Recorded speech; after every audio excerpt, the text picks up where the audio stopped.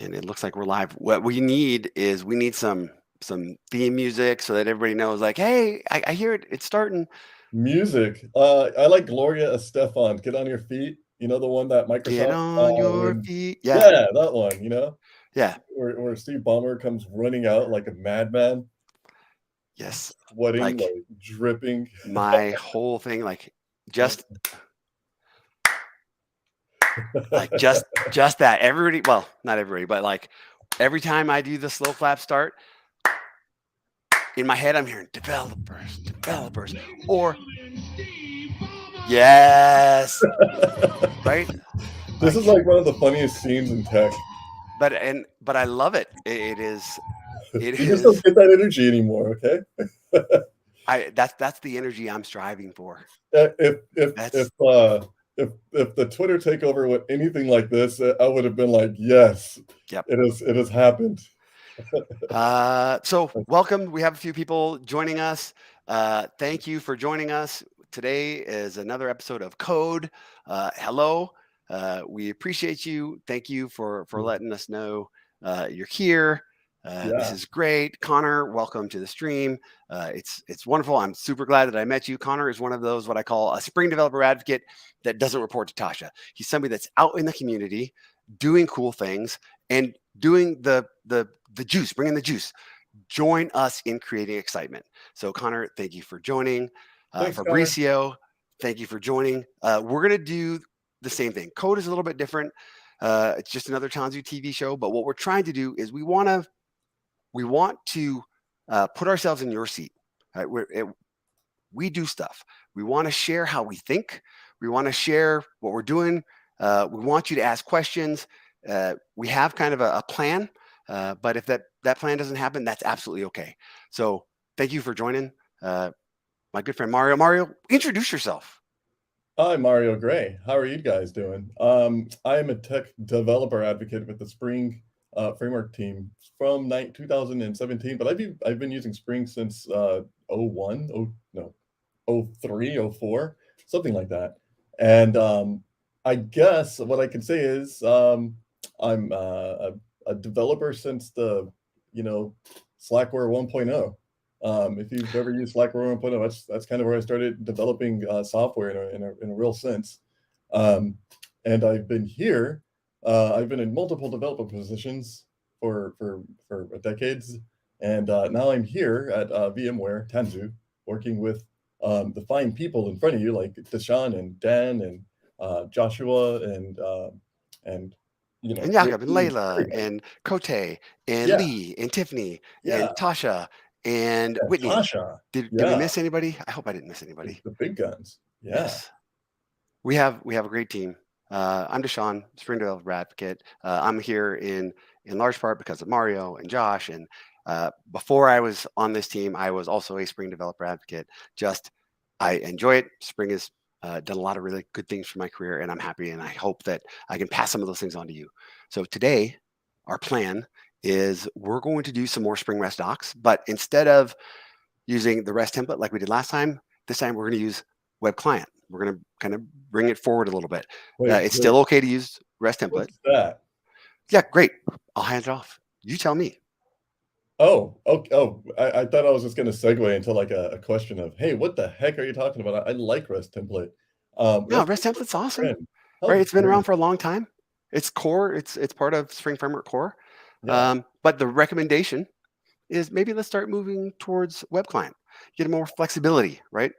We can do RESTful and reactive, Oh, right? okay. Okay, I get it. Okay, so yeah, that's a good upgrade. I like that. That's a nice upgrade, going from REST template to web client. I guess you're gonna get a lot more mileage out of the web client stuff anyway. Since I love web client since it seems more functional and fluent than REST template. Um, I like to know how other people think about the reactive stack on WebFlux. So basically anything WebFlux is going to be fluent and functional in a way. Yeah, so that's another difference, right? It's not just the client that we're changing. So last time we ran through this, we ran and we used Spring Web. So today we're going to use Spring WebFlux, Yes. another So difference. what we're going to do is bring in the whole. So the reactive stack is, well, first of all, what is reactive? Reactive programming is it's a big question. I have a friend that I know that explained this once, and I like to give these examples out as you're talking about the difference between imperative and reactive. And what you have in imperative is, one scheduler, one thing that executes your code, that is your main thread, everything blocks. So for example, if in imperative programming, which is what REST template is, you run a method saying, hey, get a URL, and your code sits there and waits on that thread for that get URL to come back and return an answer. Well, in the reactive world, rather than that one thread sitting there and waiting for it to come back, reactive promotes a scheduled event loop. So what ends up happening is, rather than waiting on the single thread and then continuing after it's done, it's asynchronous. So in other words, the reactive scheduler lifts that call and it subscribes to it on another thread. It creates another thread, it does all the work there, and then it comes back, right? And you have to be able to listen to these things. You have to be able to say, hey, I want to know when this is done. So you subscribe to it and you say, okay, well, I either want to block or I want to,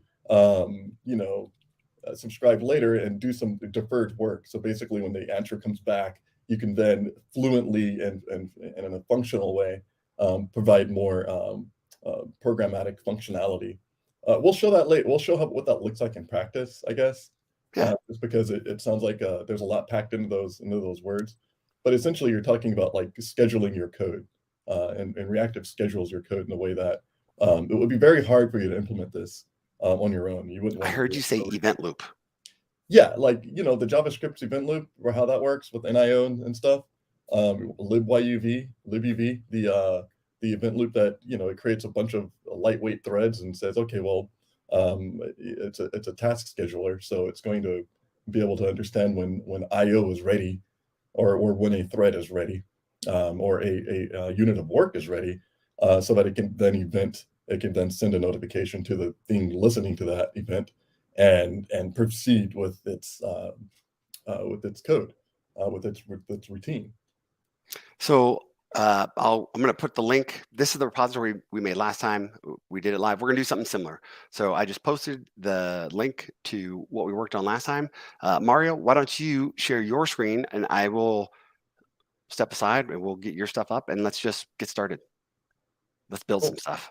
Yeah, let me figure out which screen I want to share here. I'm going to go ahead and we could start.spring.io, I guess. That's a great place to start. Yeah. That's a great place to start. Only place to start. Okay, so present a screen. Yes, I have two monitors. And again, it's interactive. If you've got questions, feel free to throw those in while Mario is driving. I will be addressing questions if I can. There are other members of the Spring team may or may not show up. So get your questions asked, whether it relates to what we're doing or not. We're here. We're developer advocates. We are here for you. If we don't know the answer, Mario's got way more answers than I do. If we don't know the answer together, we've got Slack and we can reach out to the Spring team. But this is just an opportunity for us to connect, open up a channel. Let's learn some Spring. Let's get some reps in. Let's do just, okay, so what we'll do is, can you see my screen? Is my screen like now I've added your screen. Okay. And I'm going to slide off and I'm going to let you drive. Okay, great.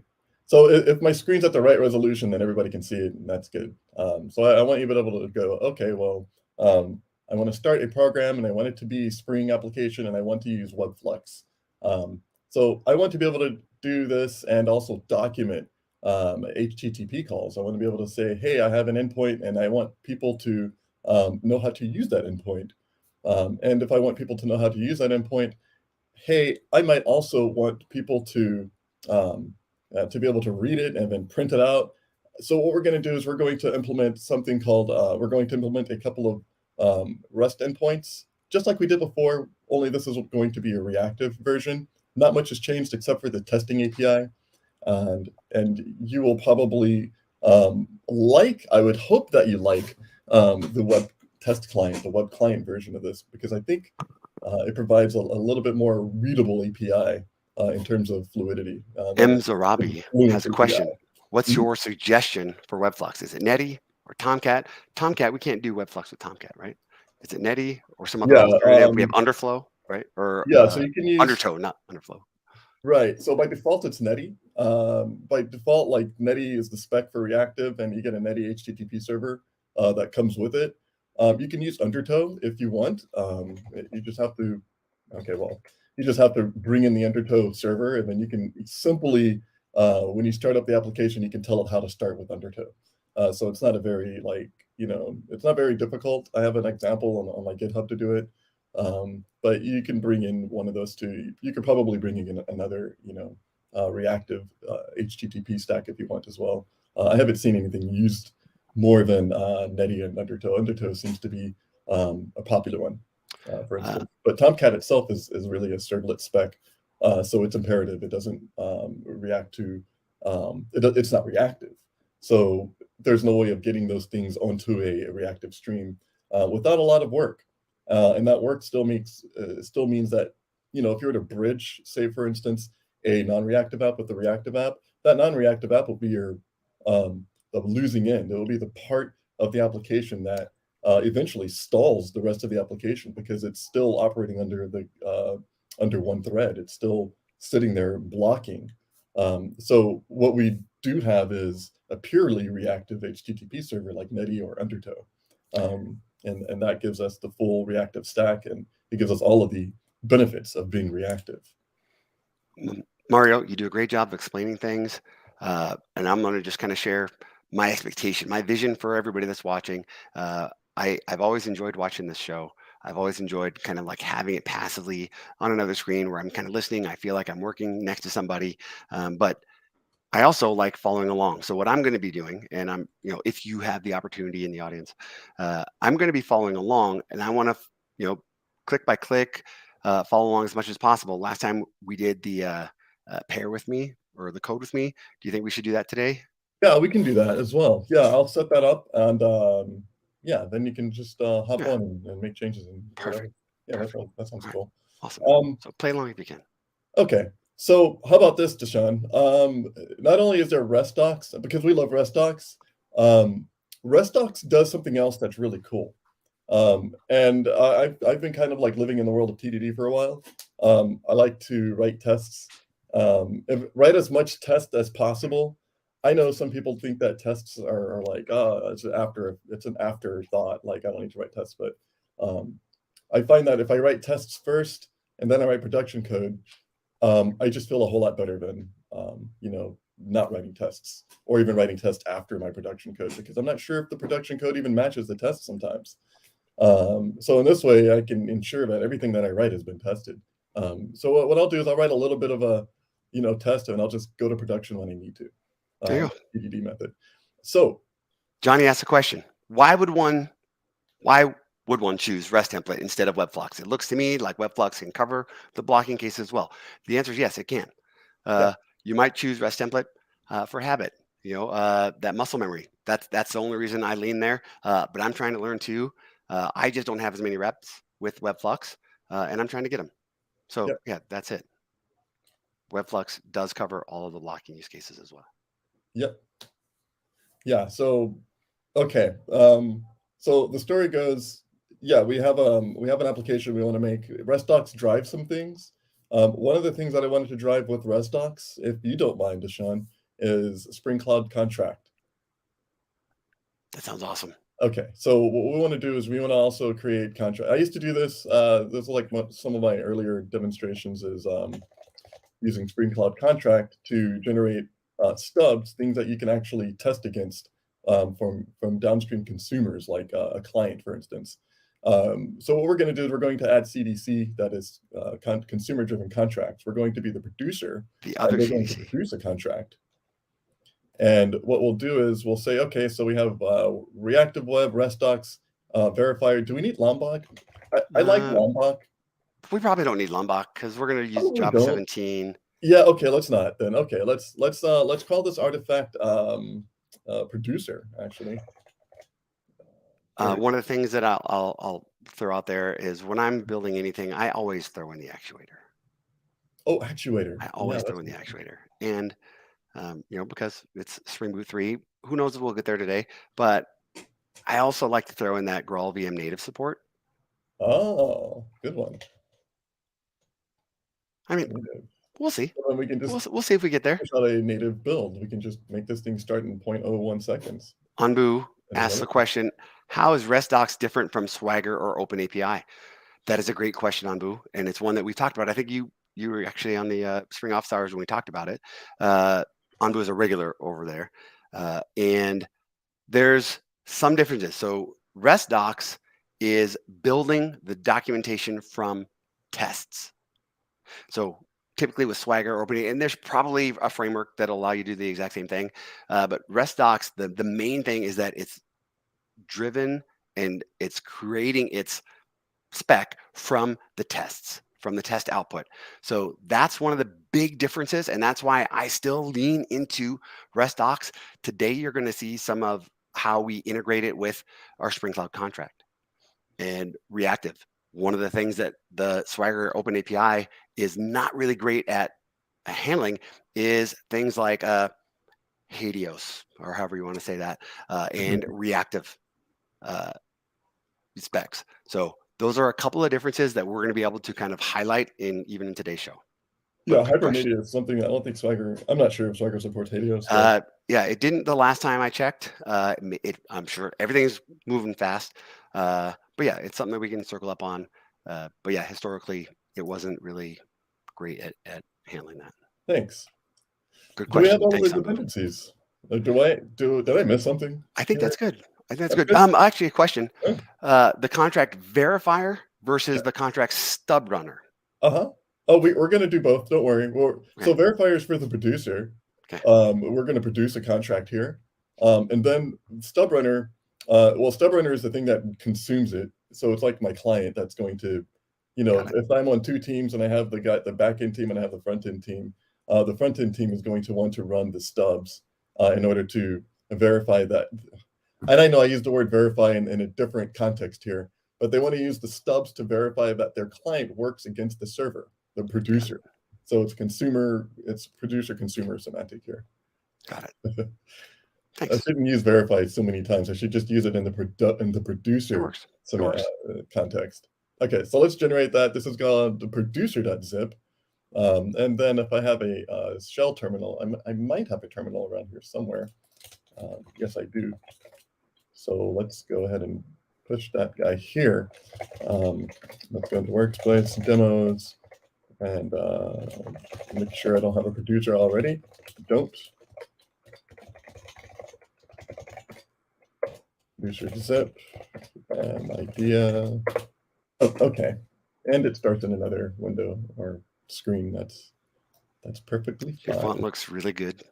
It's a nice, very readable. I changed it to Hack, so now I'm using the font called Hack. Interesting. Hack? I guess who makes Hack? Is it GitHub? I think GitHub or somebody. I'm not sure. It looks good. That's all I can say. It's a fun font. Fonts are fun. Okay, so what's the first thing we want to do? We want to write a test. So in TDD, tests come first. Write just a little bit of test and then go. So what we're going to do is, this is a Spring Boot test. This is our context load test. We can leave it there because it's eventually going to have to run. We just want to know if the context loads here. So I can leave that test alone. It doesn't need to go anywhere. I'm going to create a new test. And that test is going to be called, I guess, REST controller test or REST tests. How about that? That's good enough. Okay. And this is going to be a WebFlux test. So what is WebFlux test? It's the stereotype for saying, hey, this test not only brings in the application, but it brings in a web context, a web application context, so that it knows how to essentially enumerate your controllers. It'll enumerate controllers so that you can then talk to them using WebTest Client. WebTest Client is a way of talking to your controllers without talking to a TCP/IP. Okay, so normally you have to stand up a server, and that server has to listen to a port, and that port, of course, takes up resources, and it has to sit there and transform TCP/IP into a REST or a HTTP request, right?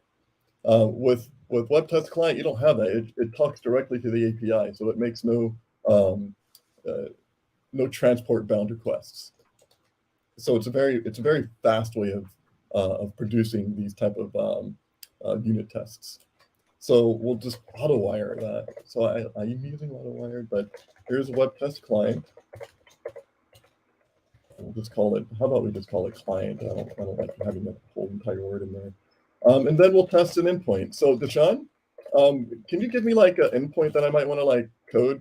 You know, what should our first endpoint do? Add planet. Okay. What should it be? Should it be a post, or should it be a get, or a post? Okay.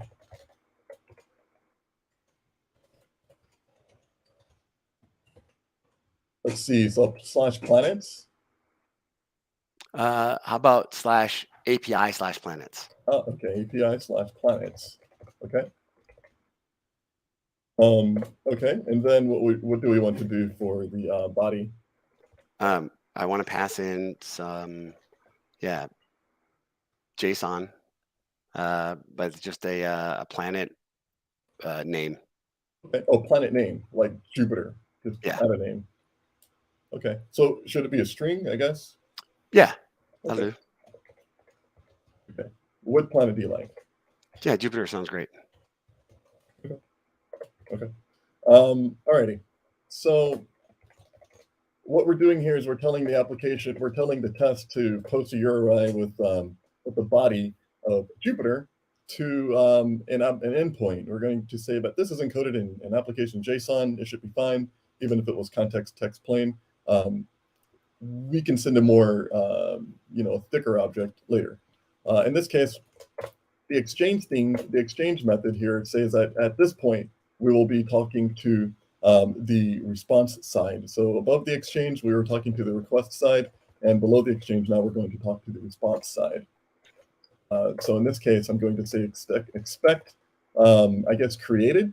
Do we want to say created or just 200? Yeah, 200 for now. Can you close your sync tab so I can see more of the class? Yep. Yeah. And what kind of test do we have here? Right. So what we want is that this is going to return to anything. It may be not returning anything. It's just a post, and it's like, okay, it's done. And so that should be fine. In this case, we can say expect header, content type compatible with, I guess, media type, application JSON. And I suppose that's it. Do you want to like return anything, or do you want to leave it? Maybe return an ID. Oh, okay, there we go. Yeah. So then we can move on to expect body. And is the ID just a number, or will it return like a JSON entity? That's the ID. How about we return the entire planet object back? Okay. Like, the name and its ID. That sounds good. That might be cool. Okay. Okay. So then we can say JSON path, and in the JSON path we'll just say dot ID. I believe that's the correct JSON path. I might be wrong about that, but we'll find out. JSON path exists.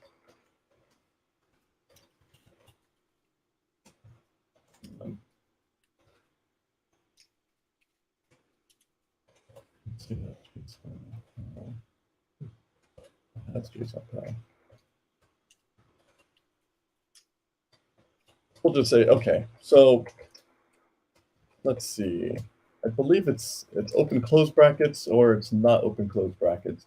JSON path can be one of those things where it's like you're looking for an expression, and it's like, which expression is it?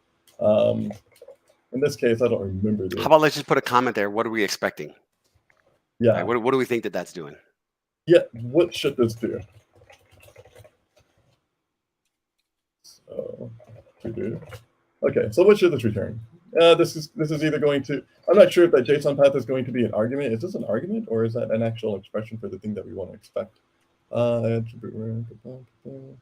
Yeah, I believe we need something like is equal to. So we don't need the arguments here.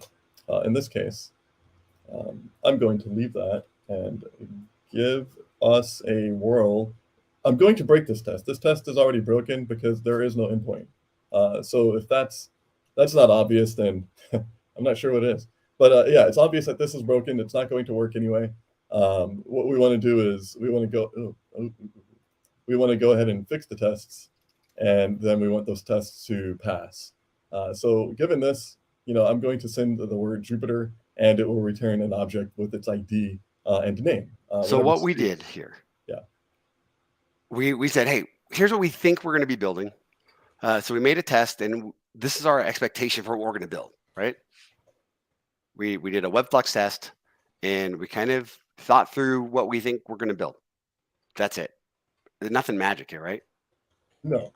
Okay. Not completely magic, not yet. Right. The magic happens a little later. Okay. Yes. Okay. So I think I did do that wrong. So I'm looking at my JSON path expressions. Yes. Okay. ID 1. Okay. So we wanted to have an ID of 1, or maybe it doesn't need to be 1. Maybe we'll just say planet name. How about that?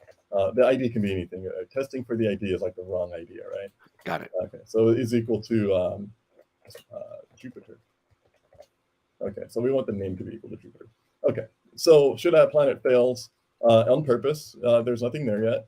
Now the next thing we want to do is say, oh, well, we don't have a planet yet. Let's add a controller. So let's go into production, and in production we can then say, here, go ahead and call this my planet controller. Planet controller or planet? Yeah, controller? planet controller. Okay. All right, so let's say rest controller. That's our stereotype for saying, hey, this thing is going to contain a bunch of mappings. And we want a post mapping. And we want the post mapping to have name value is actually, what was the URI for it? /API/planets. Okay.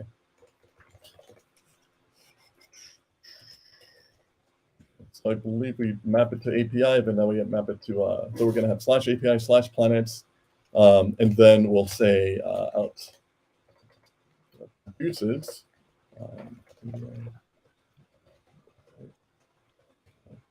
Can I ask a question? If on the top of my REST controller, if I just said, hey, /API/planets up there,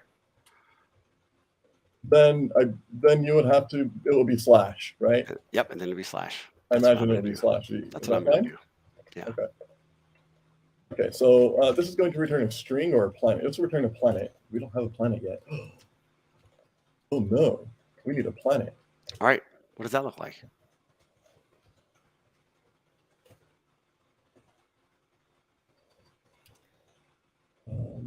What was it? Body? Request body, my bad. Request body, string is name. Okay, so we need to create, usually we'll do this in tests. In fact, the REST test doesn't cover the actual creation of the planet, but in production, I can't go any further. None of this will work. I'm going to consider this a failed test, and then I will create a class called planet. Should this be a record? Is this recordable? Yeah, I think so. Okay. What is the name? What is the long ID string name, right? Okay. No, I like how a data class in Kotlin works. Pretty much like record. It's the same thing, essentially. One of the biggest uses in Kotlin was like the data class, not having to worry about using Lombok even, and creating a bunch of getters and setters and constructors and binding all that stuff. In this case, it's so great. I can just go ahead and have a thing. I can just have a single class that needs nothing else but. Go back to your record. Show us your record. Show us the record. Yeah. What is the record? It was really fast, right? It was super quick. Like, hey, here it is. Yep. For the record, this is a planet. So that's just a long ID and a string for a name. Looks good. Yes? No? Yes. Did we Yes, miss it does. JSON? Are we looking for JSON serialized? No, we'll get that out of the box. We'll get default message converters. Cool. Cool. Default message converters for records, guys. Okay. So we don't have a server, right? We don't have like a RESTful, I mean, we don't have a server. We don't have a service, a Planet service yet. So what we'll do is we'll just say here, 1L, and then whatever the name is. It'll only return a new planet. It won't actually push it anywhere. If you want to do that, we can create, we would need to bring in a persistence layer. We currently don't have persistence. So what we're going to do here is just return maybe even a random number for the ID and then Sure. the name. Yeah. You know?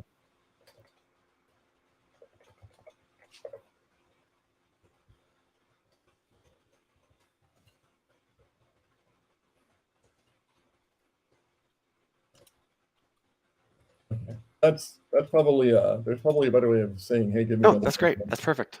But that'll work for now. So let's see what we did here. We created a post mapping. We said, hey, I have API planets, and I'm going to take in a name, and I'm going to return. Yeah, I'm just going to go ahead and return a planet with that name in it. It's going to have a random number as along. That's its ID. And this thing should do the same thing. It should just say, hey, I'm going to go to API planet, post the body. That's just the word Jupiter, and expect everything to be fine. Expect the name to be Jupiter. Oh, the next thing is, DaShaun, I need to add you to my code. Awesome. 404 not found /API /planets. Hi. Probably because, is it the encoding? No, it's not the encoding. Nope. Range for. Oh, I know why. Whoa. I know why. Yeah. Because on line 20, we didn't have a slash. We put the slash in our post mapping, and we didn't add the slash on our test. Oh. There you go. Well, that's cool. Right? I haven't tried that one out before. I like that variation. Okay, that's a little bit better. So now it's telling me that it won't find it. It says, hey, I don't see your, I have a 404. It's saying that content, not even a content type is fine. Okay. I've been bitten by the not found bug before where I had the invalid content type, but that was something else. In this case, I have mismap. So if I wanted to map a controller to the root of the, if I wanted to map a endpoint to the root of the controller mapping, would I need the slash up front or would I need the slash down here? That's the question. I usually don't map to what do you call them? Either way. Those will both work. Those will both work. Oh, yeah. Cool. Okay, well, I know that works.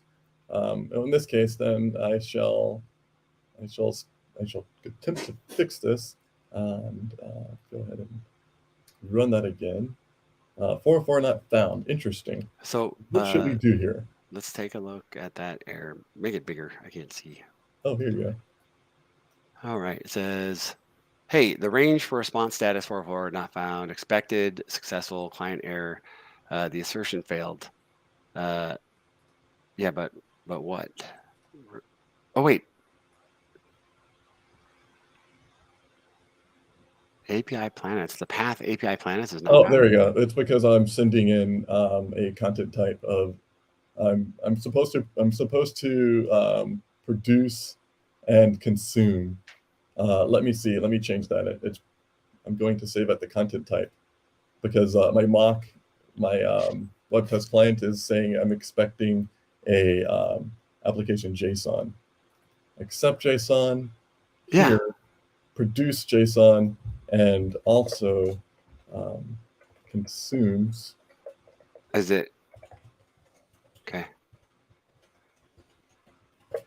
Okay.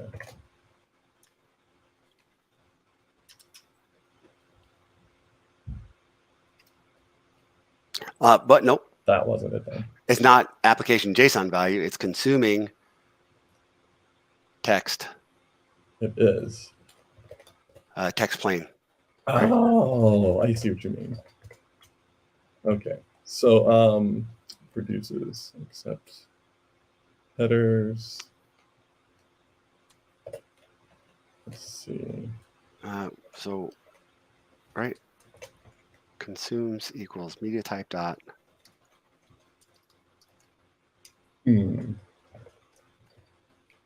Well, that's not it. I can't, because I've done this a bunch of times. Let me try something. Let me debug real quickly and attempt to salvage the last bit of that right there. So while you do that, I'm going to answer a few questions. So Connor says, is it public by default then or protected? Oh, I think he's referring to right there, line 13 that we're looking at. And he's saying, hey, is that public? No, it will not be public by default. It will be protected. Is protected the right word? It's going to be just package protected, right? Package protected, yeah.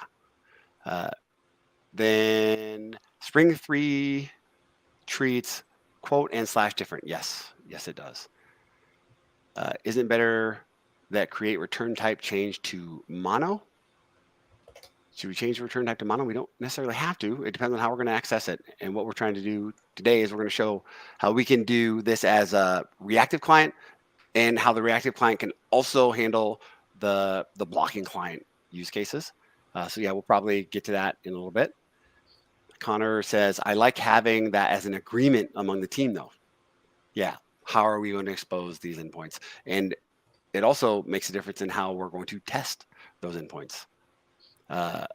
Love asks, why Spring Boot 3 not support Swagger configuration? I'm gonna need a little bit more. Probably, I mean, it probably does. I don't see why it won't. Yeah. You probably won't find it in the initializer, but you can include it separately. Yeah, there are a couple of packages in the ecosystem that will create the Swagger endpoints from what it finds. I'm assuming it's going to go in and look for your REST controllers and identify all the post mappings, get mappings, endpoints, and it'll expose that as a API spec. There are a few that do something similar to that, but yeah, so that in that sense, it is supported, but it's not something that we're getting out of the box, right? We're giving you a bunch of different ways to configure things, but that's something we don't lean into right away out of the box. But yeah, there are tons of options for delivering and consuming Swagger APIs. Programmers Algeria says, try to remove the value equals question mark. I'm sorry, I hope you couldn't hear that. Which one? That was really loud in my ears. I had a phone ring. I thought I was on Do Not Disturb. Yeah, you're good. Yeah. So what I did before was what I'm doing now is I'm not even asserting the body. I'm just saying here, don't even worry about accept, because I really don't care about the accept. You can do that up front, but that will limit your like your clients, because if you're receiving a JSON body, you're always going to expect a JSON body. If I'm producing a JSON body, then at least this is going to ensure that I always accept produced a application JSON. And I have a expectation that the result is going to be compatible with the application JSON, and I'm producing application JSON here.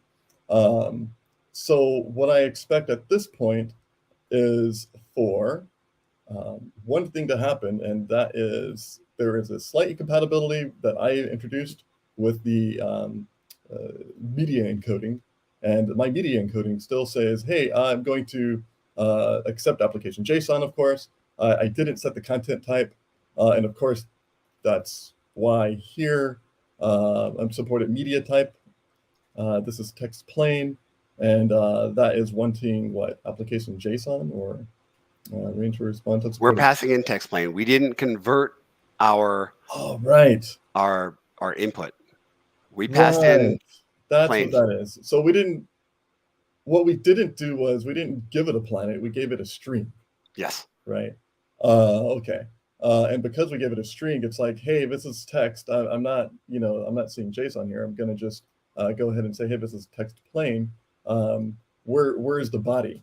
So what you're saying is, what if I gave it a planet and then just let the message converter handle it? Give it a planet without an ID or with a null ID or something like that. And then it returned one with the ID itself. Although I'm sure that things like this typically happen when I want to do something that I probably shouldn't do, which is give you a string and return a JSON object.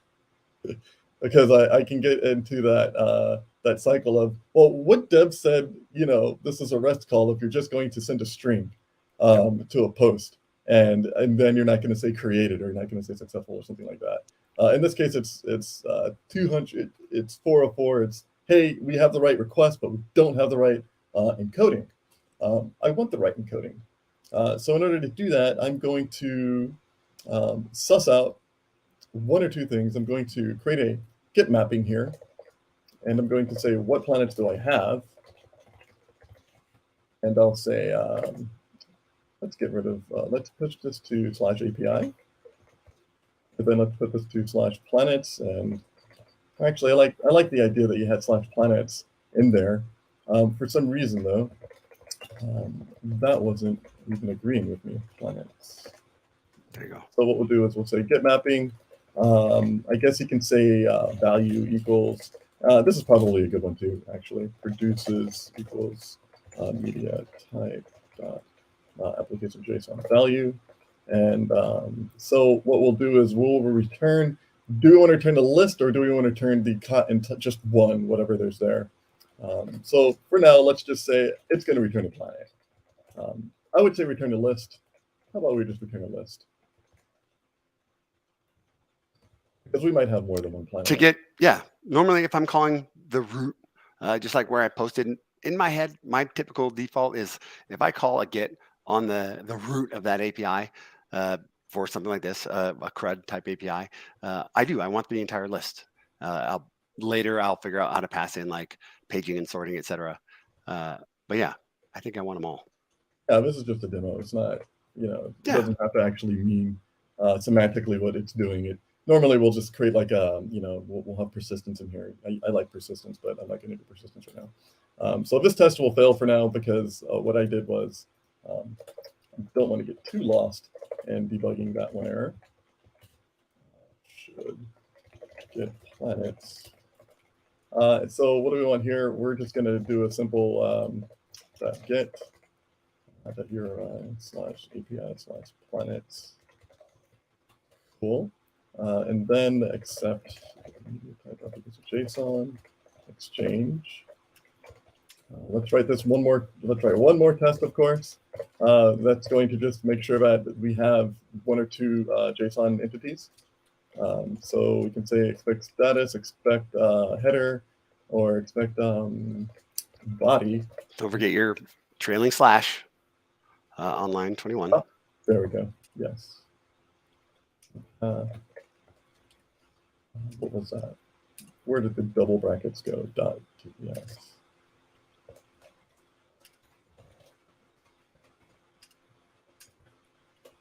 Has JSON path.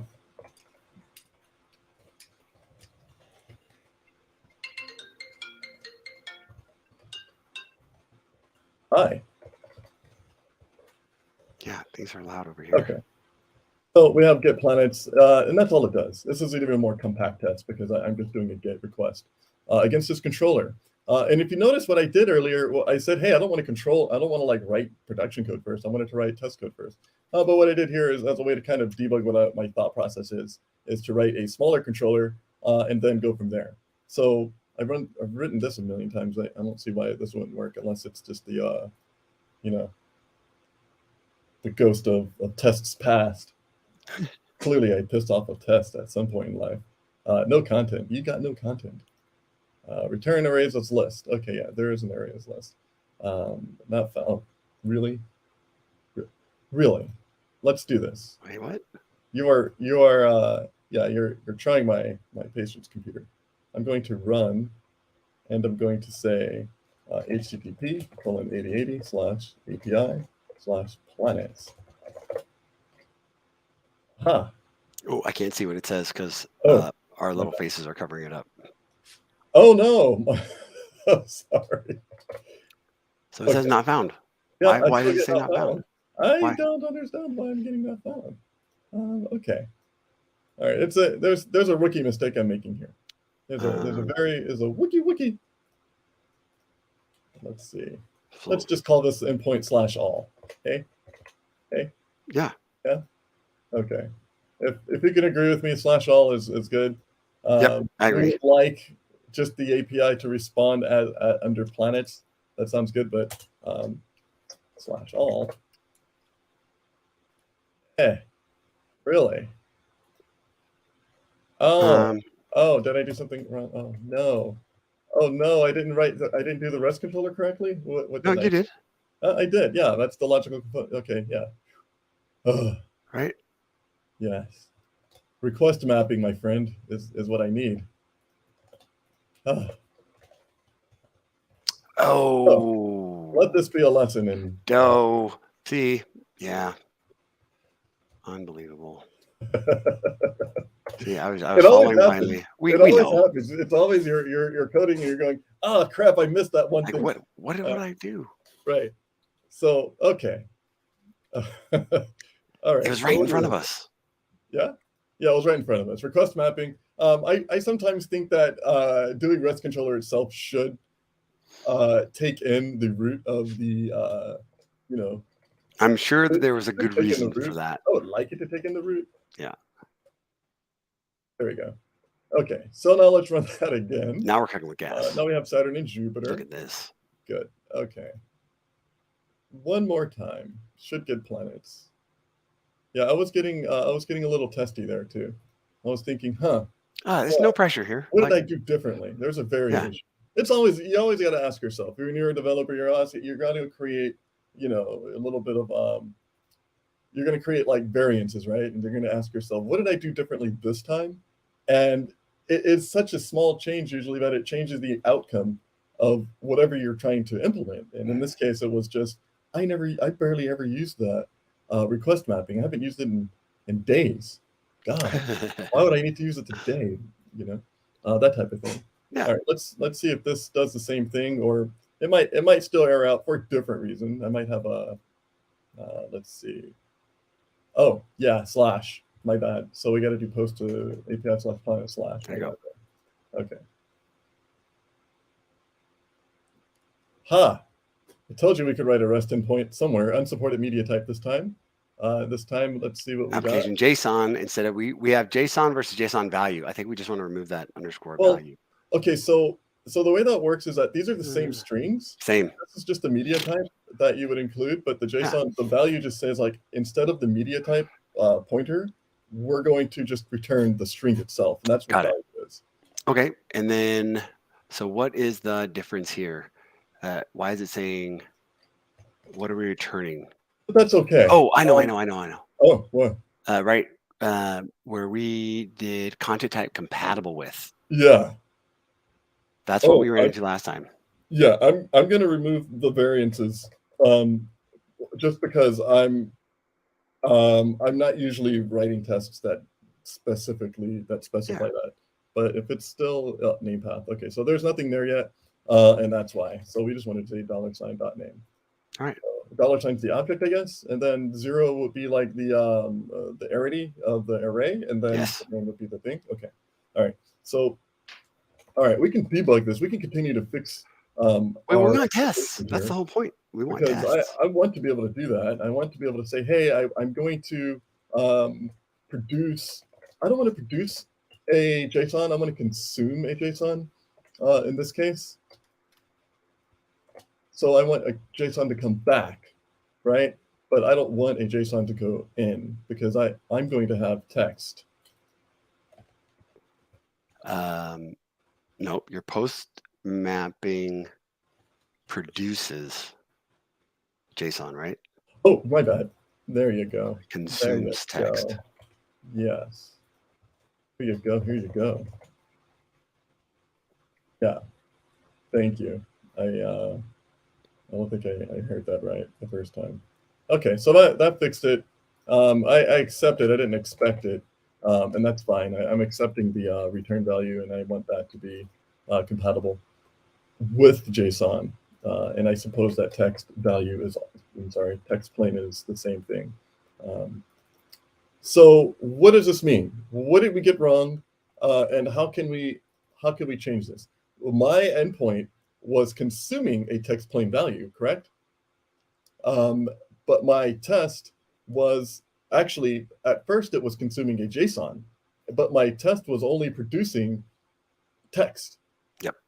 And because I didn't specify, hey, this is actually JSON, it was going, hey, that's just a string. I'm going to make that a text. Now the question is to myself, what do I do in order to change that?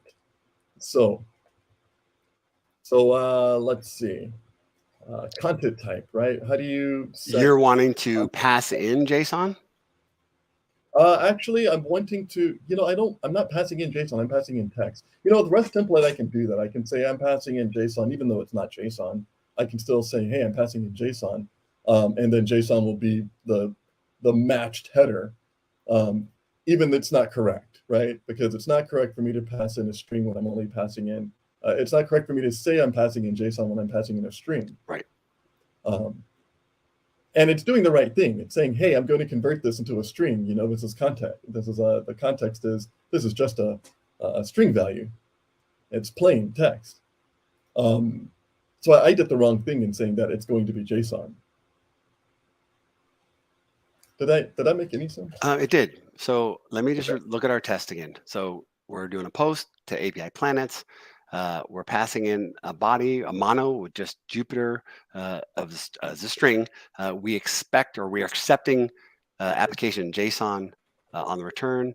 And when we do the exchange, when we do that post, we expect a status of 200 successful. We expect a header that is compatible with application JSON. We expect a body, and in that body, we expect the JSON path of $.name to equal Jupiter.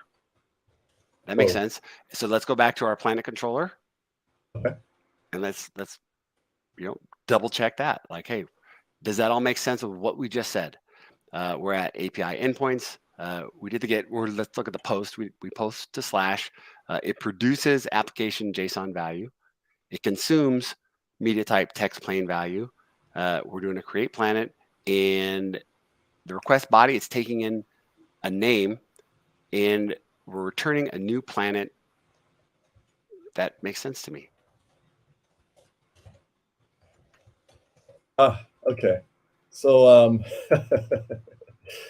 right. So test pass. Okay. Yes. Boom. All right. Well, that's the way it's supposed to work. Okay. Yes. All right. So what's next? What do we need to do here? Snable, welcome to the show. I think what we want to do is we want to generate REST docs. No? Yes or no? Yeah, absolutely. We have two controller endpoints. We're getting planets. We're setting one. We're getting the other. These are mock endpoints, by the way. These aren't mock endpoints. I'm sorry. Don't let me say that word with abandon. If I say mock with abandon, people might think that this is actually being mocked. These are real production endpoints that will respond. These tests are using the mock web client, so it will, like I said before, it won't use a transport. It will talk to the API directly. Is that right? Talks to the API directly, doesn't need to talk to a TCP port. But the abstractions are all what I would call the same. The abstractions are, still an HTTP request, an exchange, and a response, right? The exchange contains both the request and the response.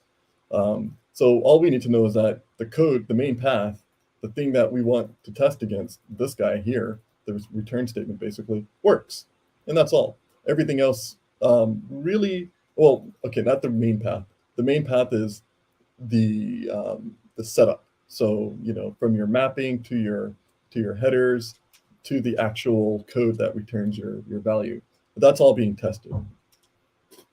Whether it's going through TCP or UDP or whatever other protocol, or it doesn't matter. So these tests are super duper fast. The next thing we want to do is, I guess we can say consume with.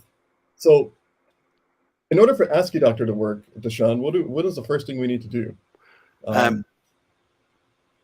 Well, for Asciidoctor, one of the things that we did last time, we had to tell Asciidoctor, hey, here's where I want to generate a snippet.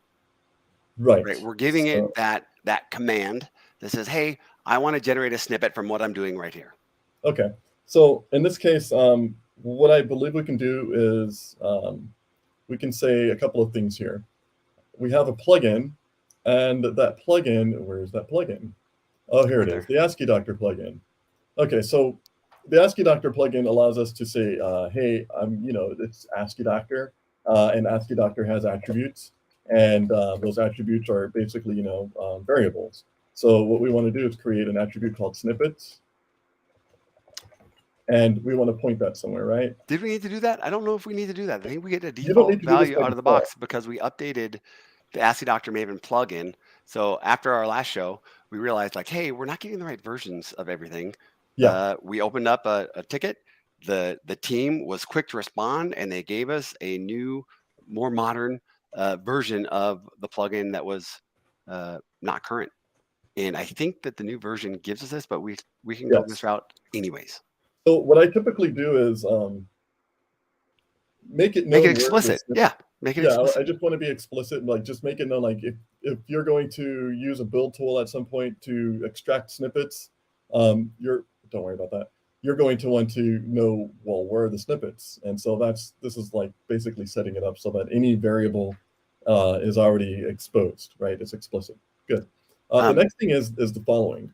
So I'm going to do that. I basically set up Asciidoctor at this point in the build tool. The next thing I want to do is I want to interact with Asciidoctor, no? Or do I want to create Asciidoctor? How about I create some Asciidoctor? How about I create like our little base. Yeah. Yeah. Okay, so we need to create a directory under source or under main and call it Asciidoc. And then what we need to do is create a file that explains, for instance, is it one endpoint or is it all the endpoints? In this case, we can say planets.adoc. And so what do you want to do? Do you want to drive from here? Do you want to like create some documentation and Just fill it in. So Asciidoctor, much like markup, yeah, let's give it a title, Planets API. And then the next step, we want to say like, hey, we have a snippet. The first one we're going to show is our /API/planets. We have one for post and one for get. So those are the two that we've identified so far. So we should be able to fill in just we'll have a, Is it operator? Operator, or operation. Operation. All of it. Yep. Operation : : So now this is where we're telling Asciidoctor it's one of its methods to go grab that snippet and plug it in for us. And because we're using operation, we're saying give us all the options that you provided. It's going to give us a HTTP PI, a curl, regular HTTP request and response. Is it snippets equals of in a comma delimited at list? Nope, right? You don't even have to do that. If you just do operation : all, open close bracket, I think that's all that we need. Okay, so this will give us everything that we need in here. Yes. In that case, then we can move on. So we have an Asciidoctor here. We said, hey, we could get all the known planets with the following call, operation all. That's going to include what you said, which is all of the little snippets that a user will want to see. Okay. So let me pause for a second. We have a couple of good questions. So Fuel Stable asks, why do you need to pass in string.class? So in our test. Oh, here. Yep, we're passing in the string.class. Why do we need to do that? What are we doing there? Go ahead. We're just giving it the type. Yep, right there on line 36. Are you mocking? You are mocking us? I liked it. I got it. Why do you need to pass string? The reason why we need to pass string is because we're passing in an object containing another object of unknown type, and because Java has like this type erasure, which means that like I can't send in a list of strings and then have something expect a list of strings unless I explicitly say this is going to be always a list of strings. This might be a list of anything, right? So if I type erasure means that sending in a list of T, everything becomes T, an unknown object, okay? And in order to know at the other time, hey, I got to tell you a hint. I have to say, hey, that T is actually a string. So in this case, that thing is a mono, and that mono has a type T, and I want to tell that, hey, type T is a string. So Fuel Stable, now that I've actually heard his voice, now I hear his voice. Type erasure, I see it. Good. Thank you for that explanation. Johnny says, hey, the recapping helps when we circle back and say, hey, what we're doing. Connor asks, what was the path for snippets attribute? What was the path for snippets? Well, So by default, it goes under your target directory under something called generated snippets. hopefully that makes sense. So Hopefully we're that going makes to ask our Spring REST docs to generate some snippets and throw those snippets into this generated snippets directory. And then we just looked at Asciidoctor. Asciidoctor knows how to pull in those snippets. Say snippet one more time. Snippets, I snippets, double dare you. snippets. Yeah, but don't do it 5 times into a mirror in the dark. Don't do that now. Okay, so all right, so let's go back to our test. What do? We created the Asciidoctor that will contain the the documentation that we want. This is a demo. So it just says, hey, here are all the planets, and here's the operation. Here's the thing that will actually pull in all of those snippets, and we'll show you the snippets after we're done coding this one particular piece. Let's go back up to our get method, right? And let's say so for WebFlux. For REST template or mock MVC, you have and then do. For WebFlux, you can consume. So you can return a consumer. So you can say like consume with. And in this case, we want to let's see, web test client REST documentation. There it is. Okay, so we want to engage the web test client REST documentation snippet generator. So essentially what this thing does here, it documents RESTful APIs that are bound to the client of web test client. So this is a version of the generator that will interact with this whole thing, this whole guy here. So it'll know the operations done and it'll document them. So let me clarify, or let me play something back. We have a test that's working. We have a normal Spring Web MVC test that you might typically see. The line that you just added is the one step that we take from going from a regular Spring Web MVC test to using REST docs. This is the line that says, "Hey, REST docs, we'd like you to generate these snippets." This is the difference, right? Yes. So exactly. The difference from going from your regular tested stuff that everybody is perfectly comfortable with, and we've been doing it for years, and we always test our code, unlike Fuel Snable, to go from your well-tested MVC slices to something that actually generates your documentation.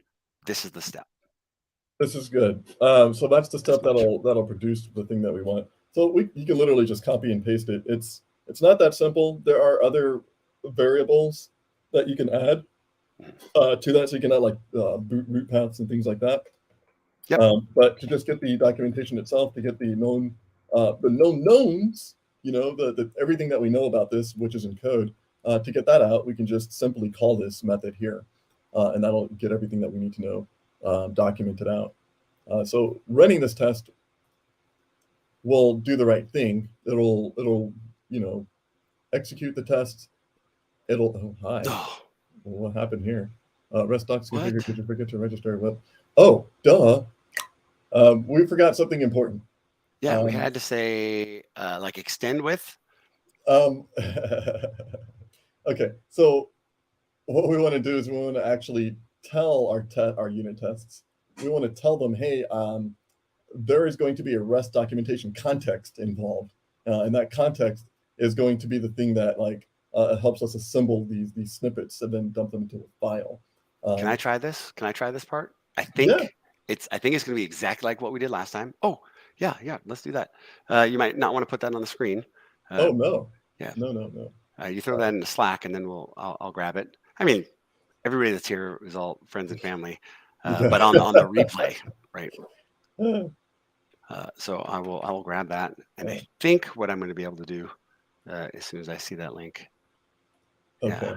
I'm going to so what I'll do here is I'll chat you on the sideband here. All right. Now, let me just make sure that Connor said, "You're going to share that link." I was going to drop in. He was like, he was ready. He's got the plugin installed. Oh, hey, like 40 people into my code, like my computer crashes. That's amazing. Let's okay. I just don't want this to. I stopped sharing my window because I didn't want any Yeah, I good don't want idea. Slack to just open up on the window that I have because it sometimes Yeah, it doesn't better do the safe than right thing sorry. sometimes. So let me grab It's this. Slack, by the way.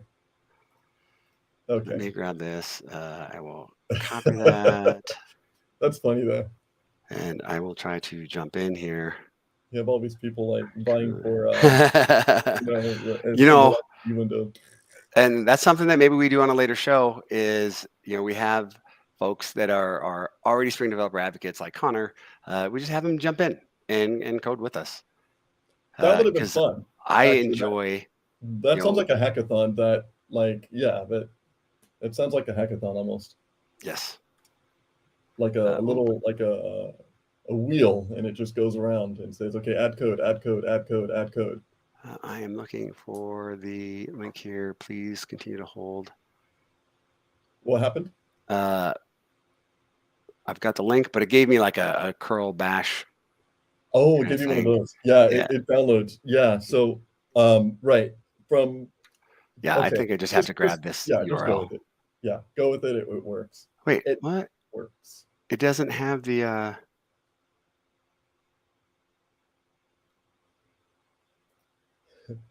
Yeah, I'll run it. Here we go. Yeah, it'll take a second. It usually takes a minute. It has to unpack, and then it has I already to start had all up. that. I already had the. I know. Stuff. It's that one command. That's weird. There's a shortcut, but they didn't make it like intuitive to the point where you can just drop it into your IDE and run it. You have to like do one extra step. Got it. JetBrains like sure, Yeah. JetBrains, you can do that.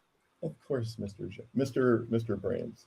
Right, and this is a natural. Like everybody does this. Everybody goes through this, right? You're going to be my Google. You're going to be my GitHub Copilot, my GitHub brush. Awesome. All right, so now I'm connected. You got it. Look at my code. Look at my code. Okay. I'm the pilot now. Yes, Copilot, pilot. Haha. All right. So what I think, I'm going to jump in, and now I'm going to drive on yours. What I think I need to do, what we just discussed, is like, hey, like I don't have that REST documentation context, so I'm going to jump into REST docs. I think this is what I need, and I'm looking at our previous example. I want to extend. I want to say, hey, here is some more details that I want you to know about. Extend with. Can I do that? Yep. Yeah, you gotta just insert it. Like there we go. Yeah. And then I want to do REST documentation extension and Spring extension. I think that's all I need. Is that it? Can we run it again? I usually like to add, because I'm not going to configure the context myself here in another block of code. Mm-hmm. I usually add auto-configure REST docs to do that for me. Just because it's a little bit easier than me like saying here, plug this into your web test client. I'm sorry, make that use the annotation. Oh, just the annotation. Got it. Yep. You know what though? I don't know if I need that. And can I do this? Do I need both of these, or can I just do this? Yeah, if you get rid of one, it won't. Like, try getting rid of it and then running it and see what happens. Yeah, let's do that. Yep.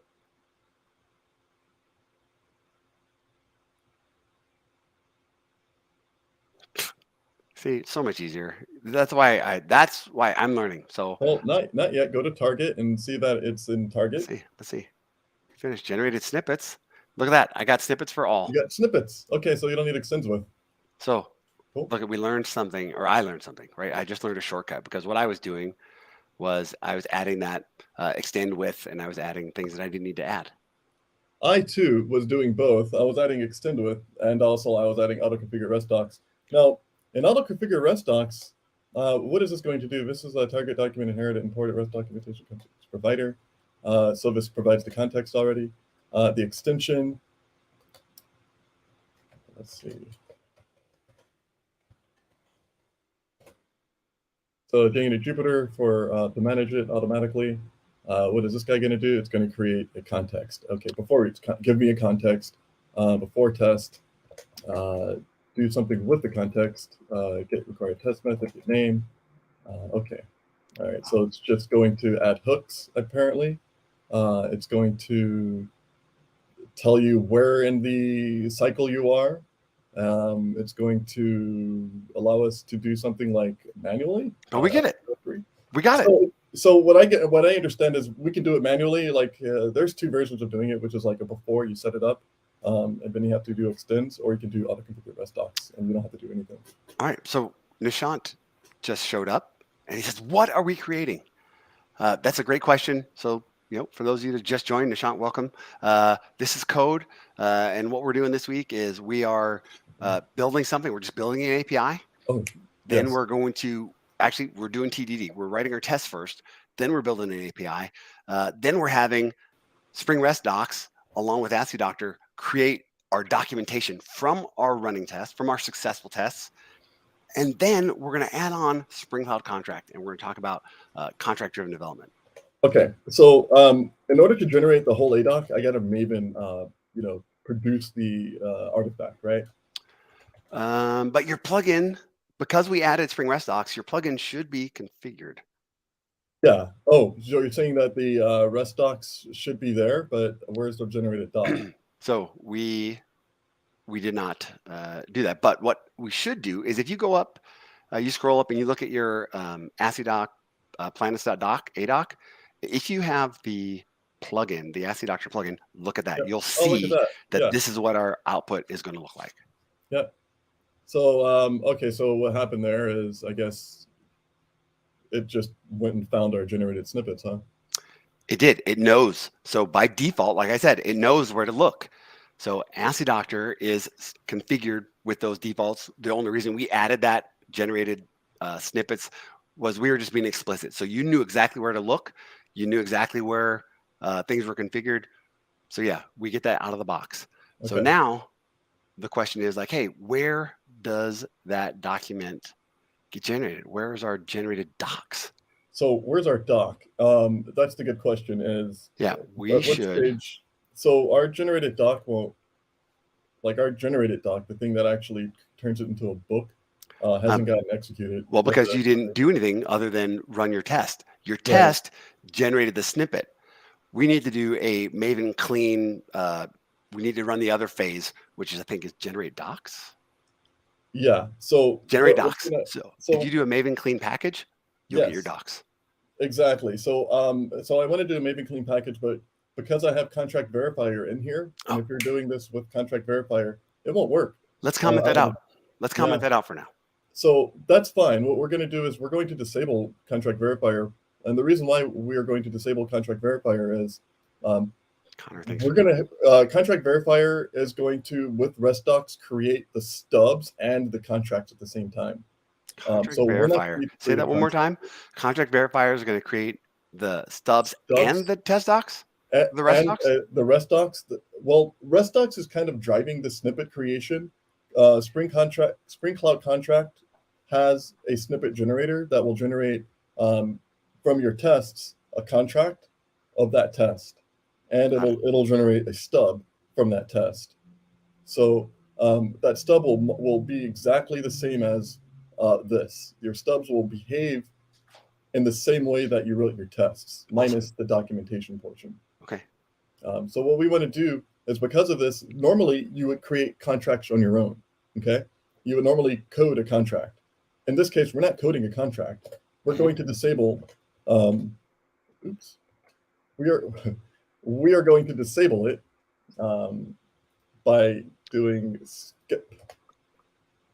So what we want to do is to disable the verifier. Okay. That is the verifier plugin from looking for contracts and then generating the stubs out of those contracts and verifying them and doing all the other stuff.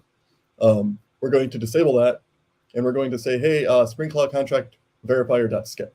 And that's all. So now we can proceed with our build.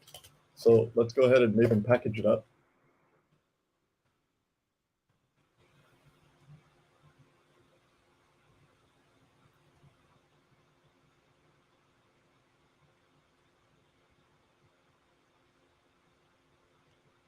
Okay.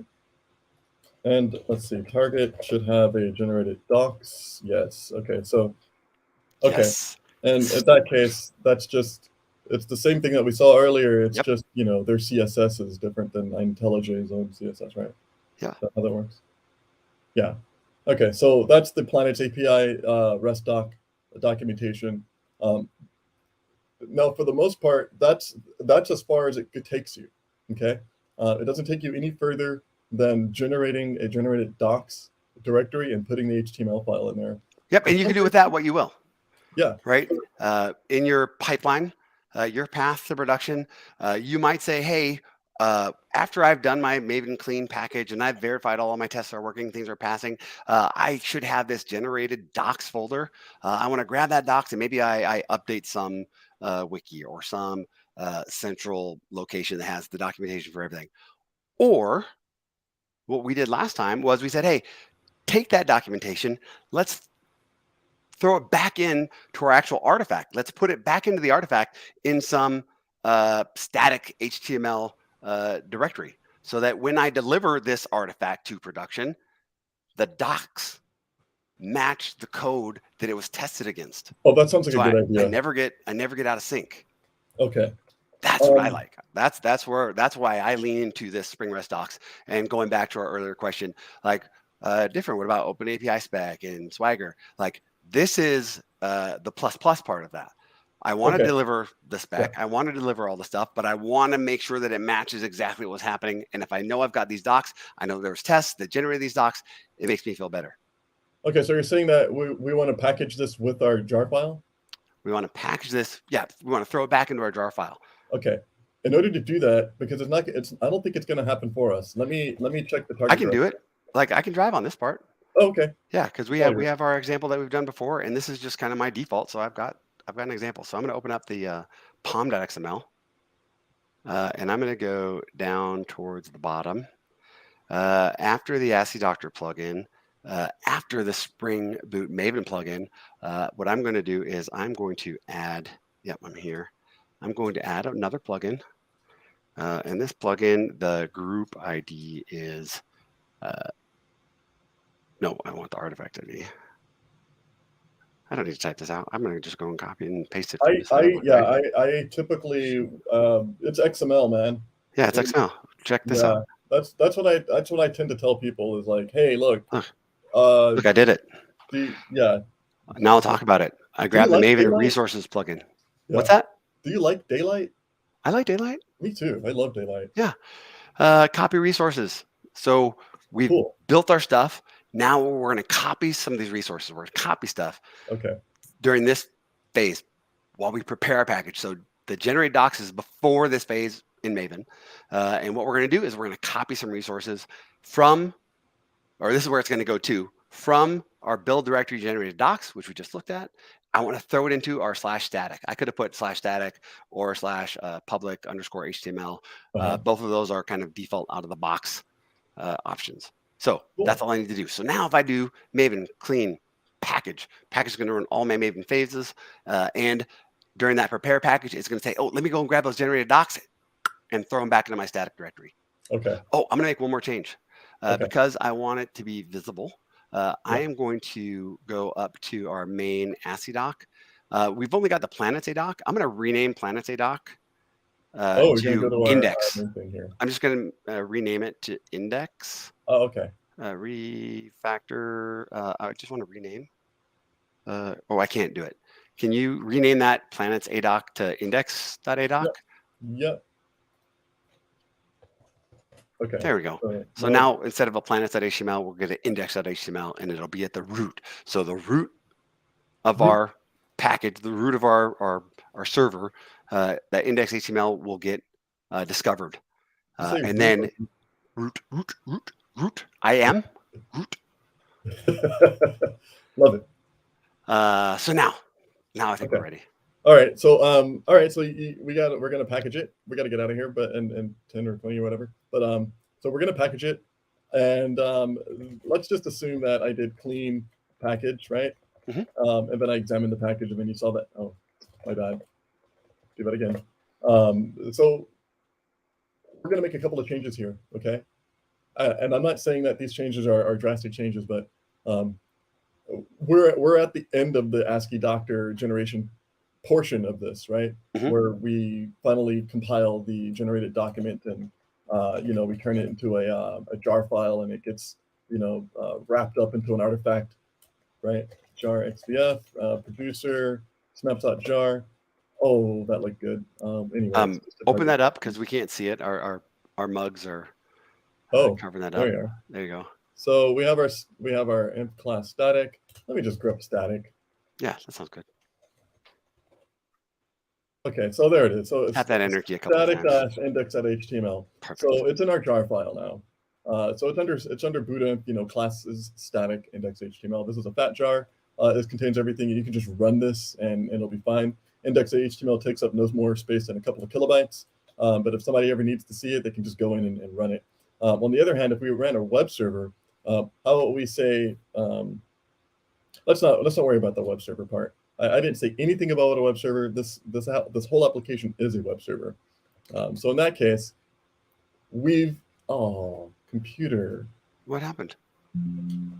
I don't know. I think my computer decided to update. Okay. Yeah, I'm running Synergy, and my second desktop is my mouse, keyboard, and everything else.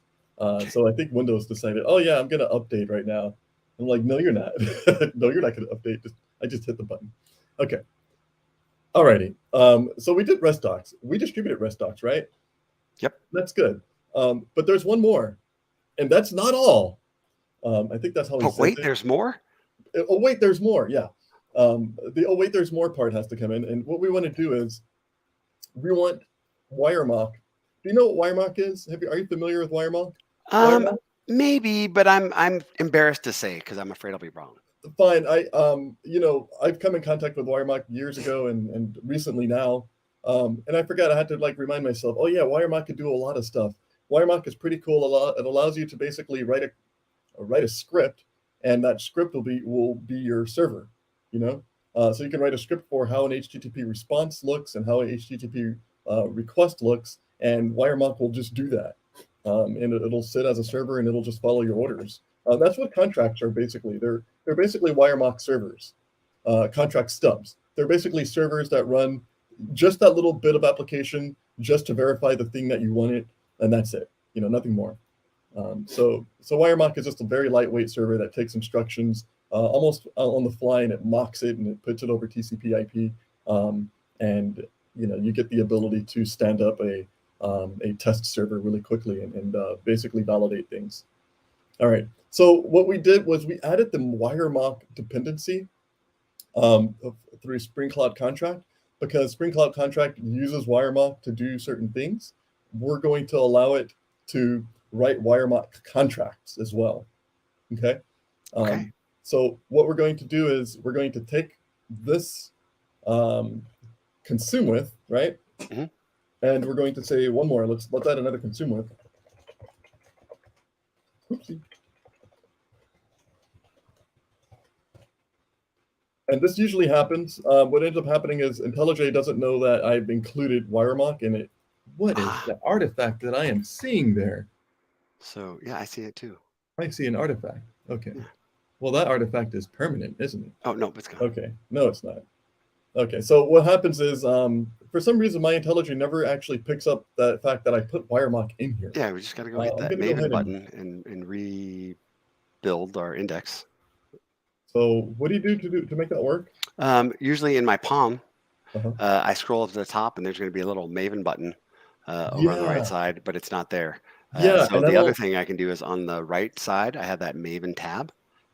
Yeah. I hit that refresh circle, so it rebuilds the index. Where do you see that?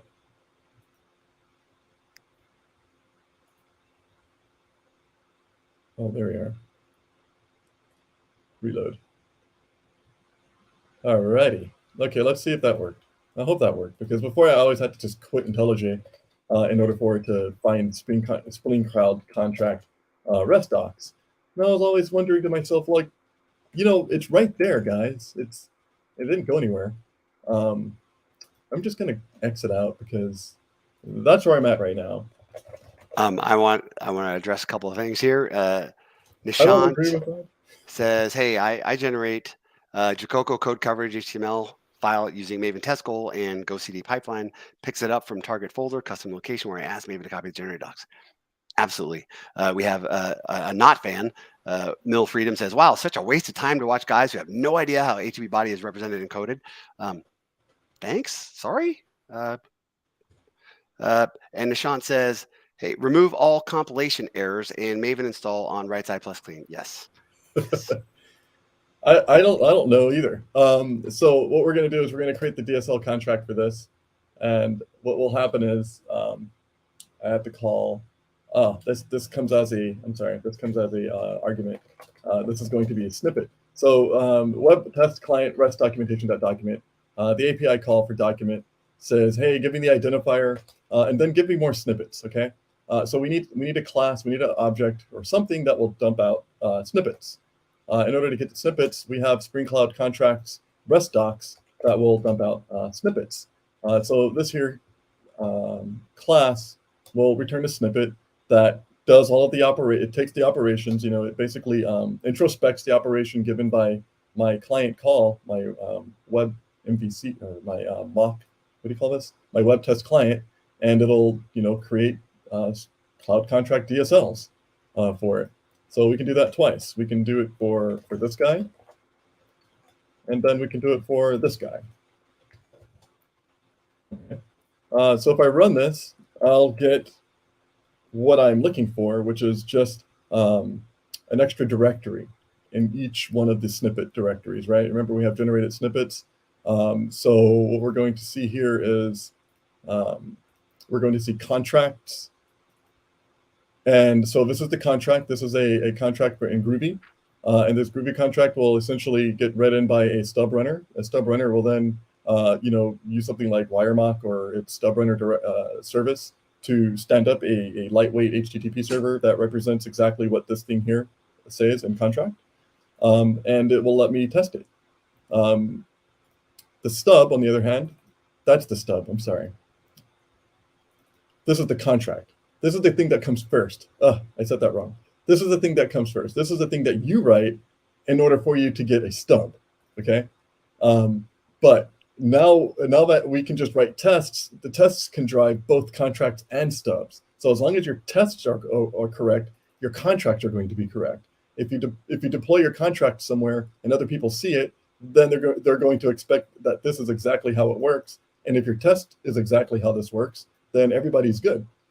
As far as your stubs go, these are your stubs that get run with the Spring Cloud Contract Stub Runner. And these are, the same thing. It's almost as a contract, only at this point, it's basically like a WireMock JSON file that says, here's your request and here's your response. And this is the thing that actually gets injected into like a WireMock server so that it could run and take requests and responses in this way.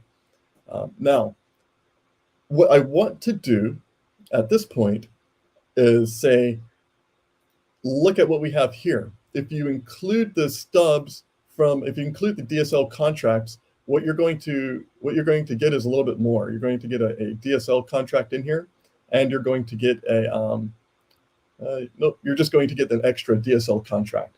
If that makes any sense to most people, that's fine. But I believe you can do something like snippets equals, and Yes. at this point you can just say which snippets do I want, right? So I want my curl request, I want my HTTP request, and my HTTP response, and then I want my request body and response body.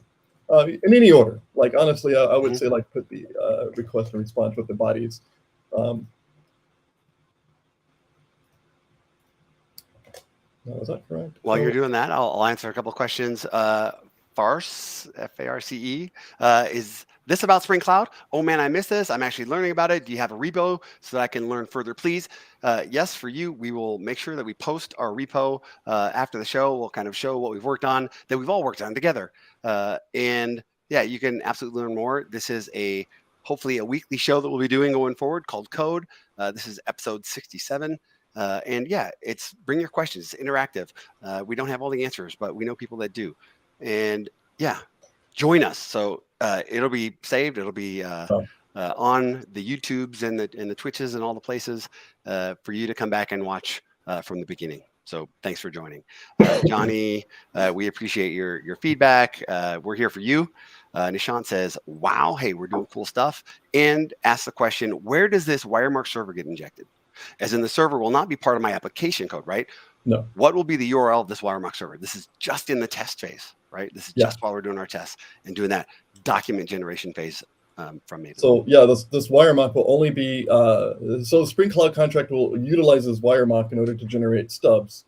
And those stubs are basically WireMock code for standing up a server and doing something.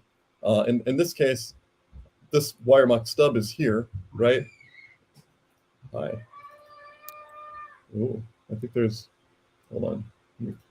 Yeah.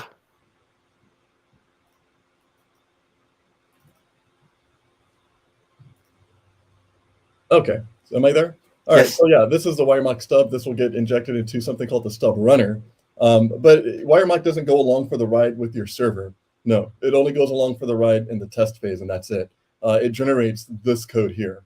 And this is the stub that we want to generate to actually test later on. So let's move on real quickly, right? While I'm here, I'm going to say, okay, I have everything that I need. I have all of my resources. I have all of the things that are generated. I've got my contracts. I've got my stubs. Now I need them to get out to the world. I need the real world to see it. So what are you going to do?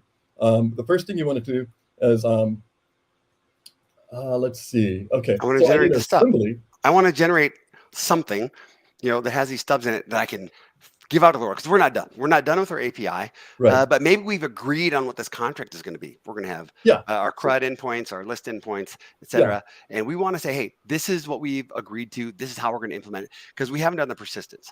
But we're far enough along where we can say, this is what our contract looks like. So you can go front end. You can go keep working. We're going to give you this stub that you can go and run tests against while we finish implementing the back end, the persistence tier. Yeah, this is something that so this becomes a thing in which only tests are basically driving your documentation. So tests are driving everything here. Production doesn't really drive much. If you change production in a way that test breaks, then your contracts break, everything breaks, right? Yep. So the idea here is TDD up front. It's test-driven development. It's I want to write my tests first. My tests are basically are brokering the actual conformity of your production code, and everybody else who sees your contracts are going to basically understand how your tests will work too, because your tests again are driving the creation of your contracts and your stubs and your documentation. So production must follow that specific test, obviously. Okay. So here's what we're going to do. Deshaun says, understood. I'm going to try this tomorrow morning. Okay. So here's awesome. Here's what we're going to do. We're going to use the Maven assembly plugin. I hate saying this.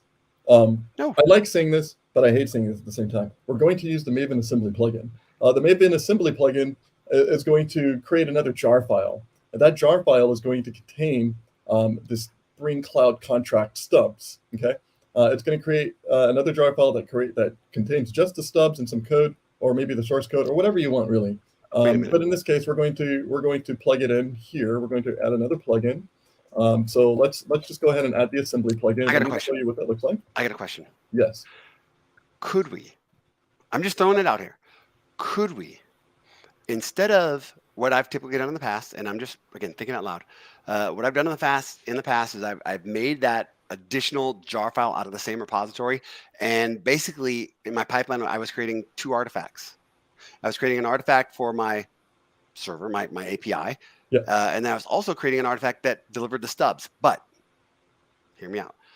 Could I generate the jar file and then put the jar file inside of my static directory, so that if somebody went to the documentation, oh, here's a stub runner, grab it, grab the stub runner that we're compatible with. What would that feel like? That would feel. I know where the problem is, because the problem is we're not in production yet. We're not production yet, right? So how would I get that out there? Right. Yeah. This is yeah. Stubs are okay. Yeah. Exactly. So what your question was, can I take a production jar file and then run against those stubs? And the answer is no.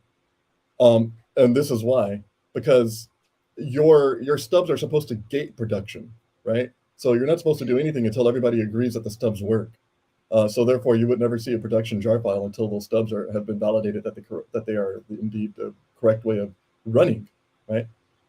Okay, so what we're going to do is create the stubs jar file here using Maven assembly. And all it's going to do is we're going to configure Maven assembly this way. So Maven assembly takes a stubs XML file for its configuration, and that lets me tell it what I want to put into the jar file, okay? So the next thing I want to do here is I want to create source main, or actually I think it's source assembly. Source assembly. And then I'm going to create a file called stubs.xml. I almost said stubs.jar. And I have XML already in my paste buffer, so I'll go ahead and paste that XML in here. Let me just make sure. Because we like daylight. And this is what we're looking at. We're looking at somebody who wants to include a bunch of stuff into that jar file, whether it be the source code directory, whether it be the classes files, and also the stubs themselves, so that all the stubs are actually included. And for good measure, you can include contracts. Now, this comes directly from one of the examples out of Spring Cloud Contract, and so it includes everything. It's all inclusive. Not everybody wants to include classes with their stubs, so that's not necessary. Not everybody wants to include Java files with their stubs, so that's not necessary either. But just because we want to create the idea that you can include everything in here, this will be it. So with the stubs file, I can go ahead and say, all right, so now that I have my stubs, now that I generated contracts, I can go ahead and say Maven clean install. And what that's going to allow me to do, what that's going to allow me to do is go into another project and then test those stubs. And that's even simpler because it's just going to be a stub runner, and that's it, nothing more. Awesome. And Fars says, yes, this WireMock server is a new thing to me, but is this proper industry standard to include such a thing in cloud projects? I think this is just for testing. Yes, this is just for testing. This is just something that gets initiated in our testing phase while we're validating our code and generating our documentation, generating our stubs. That's the only place where that WireMock server exists. Now, let's see. Let me show you guys what happens here. So Cloud Contract did its thing, and so did RestDocs. It did its thing. We have two jar files. So if you notice, we installed the actual producer, the production jar file, and we produced the stubs jar file as well. So the stubs jar file is in here, and we want to test it. So I want to know what the heck happens if I wrote a client that did this, right? So that's simple. It's even easier. We can go ahead and create something called a consumer. We actually don't need RestDocs here. We don't need contract verifier because we're on the other side now. We do want the reactive web because we want the web client itself. So we're going to just still include WebFlux, but we're not going to, we're going to go into the guise of, I just want one component, okay? But what we want as well is the contract stub runner. Stub runner allows us to pick up that jar file, that extra jar file, and then run code against it. So this is the consumer. Okay, stubs consumer.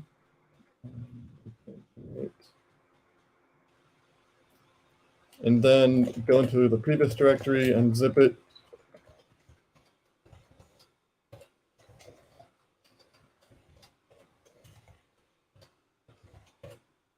It creates a new window. There we are. Okay. So now we're on the client side. Yes. So now we're on the client side.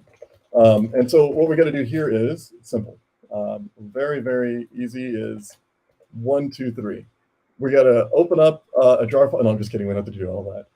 I like to say, like, back in the day when I was just a coder working on like enterprise software, we used to break open jar files and add things and change things to them. These days we don't do that anymore. So thank God. Okay, so what do I want to create here? I want to create an application that is consumer stubs.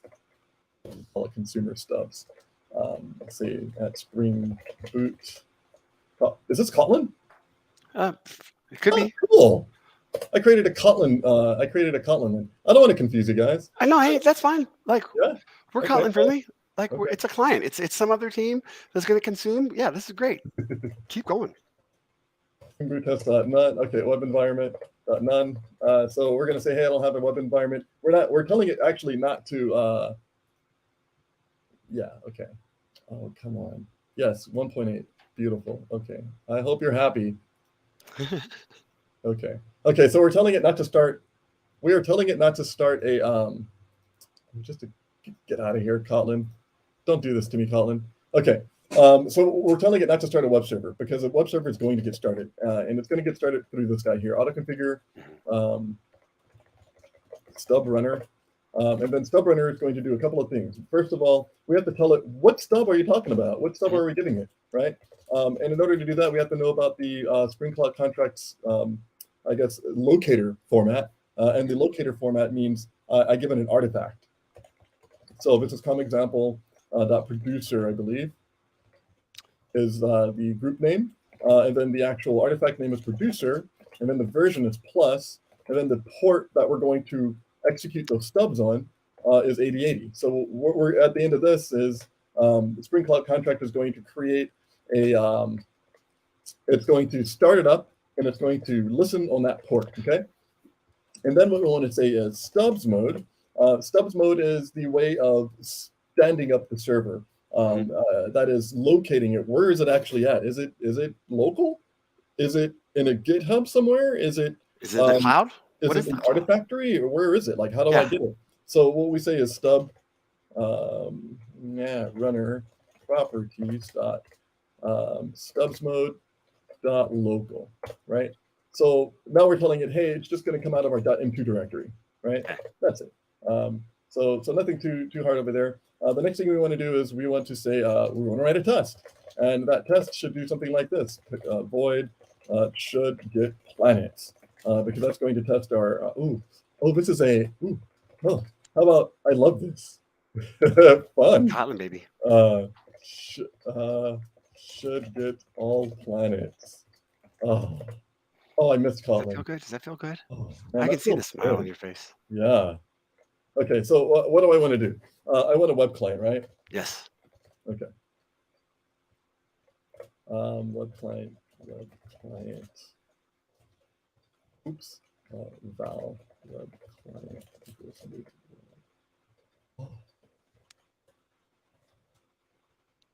How do you build a web client? Can I just auto configure one? Sure. Auto wire one? Auto-wired web client, or do I want a mock web client? We're doing Kotlin, so I don't know off the top of my head how we're going to do this any different. Oh, in Kotlin, in order to get a variable, man, it's been a minute since is lazy, or is it val? It's actually var web client. Hold on, web client. Lazy. Late. Okay, yeah, it's late in it. Okay. So late init var allows you to do that in Kotlin because essentially everything is public final, or everything is final unless you make it a late init var in which it's not initialized at first, and then Spring now has a chance to wire it in using late init. Otherwise, it's just going to complain, and you're not going to like the way it complains. So we can say get, and we can say URI, and we can say http://localhost 8080/API/planet/ and then we can say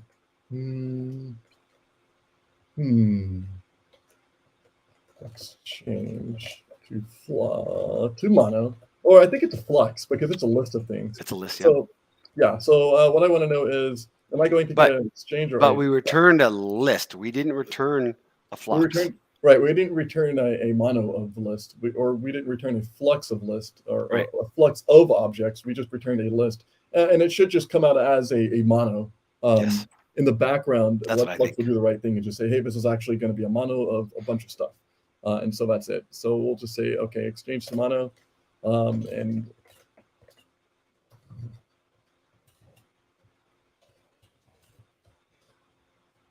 so this is a client response. So it's res body to mono, or how about body extractor?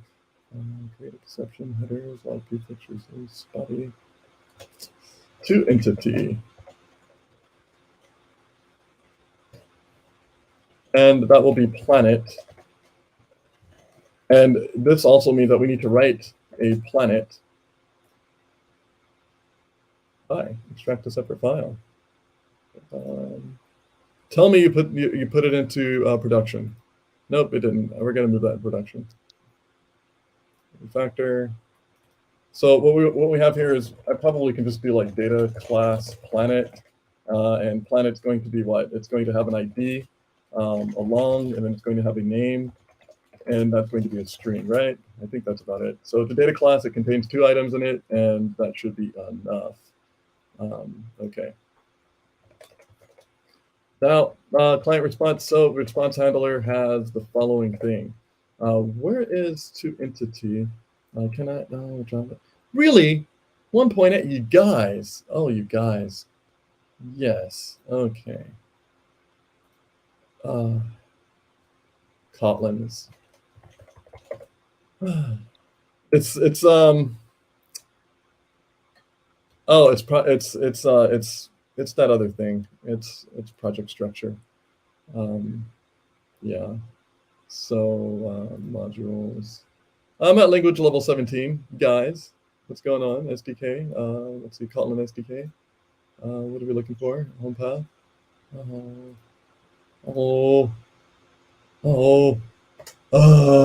Okay.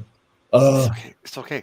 Why? This Okay, happens. it's just giving me issues about compilation. I haven't used Kotlin in like days or months already. You know what? Pause. Just go back. Let's just recreate it. We'll create it as a really quickly Java project. It'll take us 2 really seconds. quickly. It's actually, it was Java. Why was it? Click to click. Well, maybe it's because you called it .kotlin. Oh, what? So wait, are you saying that? Maybe. So it wasn't a Kotlin project after all. Oh, this was a Java project after all. It's no wonder it's freaking out. Okay.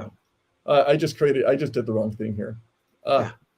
So yeah, okay, rename our consumer stubs from .kt to Okay, we'll just call it consumer stub tests. We can just take this stuff out of here. Yeah. That ought to work. Okay. Goodbye there. Okay. So we'll just change a couple of things here. This needs to be a curly braces, and that's good, right? Ooh, hi. Tell me this is a .java file. Yes.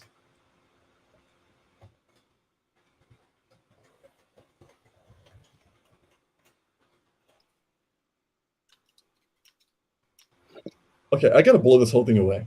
I'm sorry. Let me blow that whole thing away. Because, go ahead. I let IntelliJ do some things. This is how we work, right? This isn't a scripted show. Like we're not. We set the expectation. I hope that this is just how we code. We didn't come in here with a script that, hey, this is going to work perfect, and hey, we practiced this demo. No, we're thinking out loud.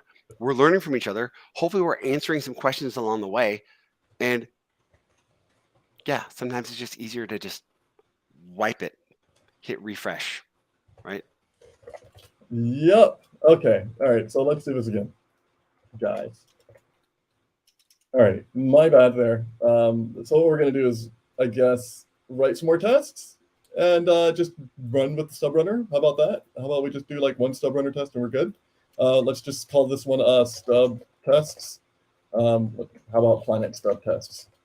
Yeah, planet stub, or it could be planet API test. It could be whatever you guys want though.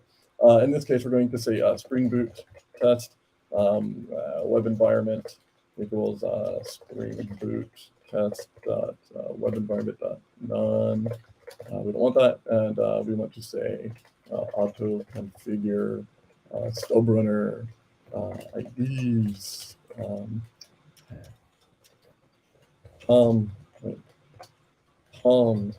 Example. Example rest doc is the name of it. Rest doc colon producer colon plus colon 8080. Okay, so that should do the right thing there. And then we can say Stubs mode equals stub runner properties. Oh, stubs mode local. Thank you, autocomplete. You're so awesome. Okay. The next thing we want to do is create a web. The next thing we want to do is create a call out. Excuse me. We don't want to create a web. We want a call out. So we need a web client. And in order to get the web client, we have to inject a web client. So let's get our web client out and builder. Let's just build a web client. Simple. Client web client is equal to web client dot builder dot build. How about there we go. That works. Test void should get all planets. There's no arguments here. And the next section, I will figure out if it is possible to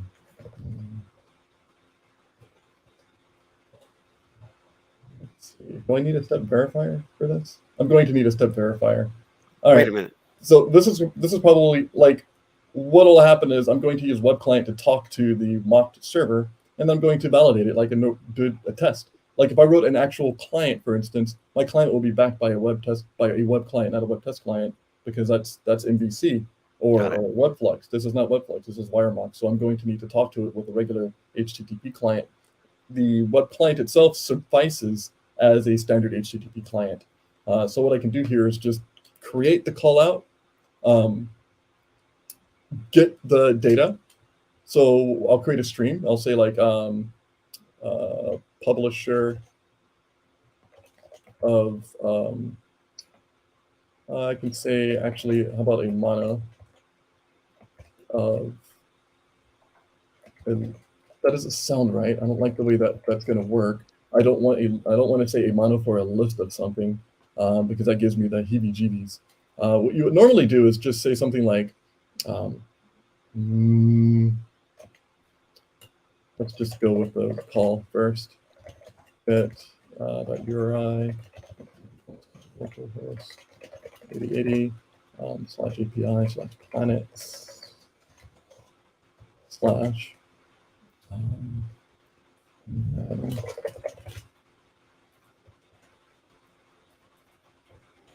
because I don't have the actual class, right? So body to no planet class, right? So I don't have this yet. Let's create this in production. Yeah. Planet. What did we call this before? A record? We did. We made it a record. Okay, why don't we just copy and paste the record? You know what? Last time, yeah, you could do that. Last time, we did it different on our implementations. Like, hey, we did a class on one side, we did a record on the other side. It's okay. It can mix and match because our message converters are going to convert it to JSON anyways or serialize it to whatever we decide. So either way, both are valid options. Okay. No, I hate this right here. No, don't want to do this. Don't hate it. It's okay. Look at this. It's okay. Oh. We'll upgrade later. Okay. So what that should be really is a flux. This should be a flux. This shouldn't be a mono. It will be on the next version. Yeah. On 0.0.2, we'll make it a flux. And we'll do all the things reactive. So let's just make sure that we still, it thinks, hey, yeah, you got a lot of these things. It's going to maybe, I don't know. Let's find out what happens. Well, we're going to get an error anyway here, most likely, just because we're still, I'm futzing, I guess. Is that the correct word? Futz? Yeah. Let's go with it. Okay. All right. You heard it so here we can do first. something like step verifier. And you know, reactive programming isn't even necessary for this. We don't even need WebFlux to test this. We could have just done this with straight up REST docs. REST template. Yep. And you could just skip the WebFlux stuff because testing WebFlux is a little bit more involved since you're dealing with the event loop, right?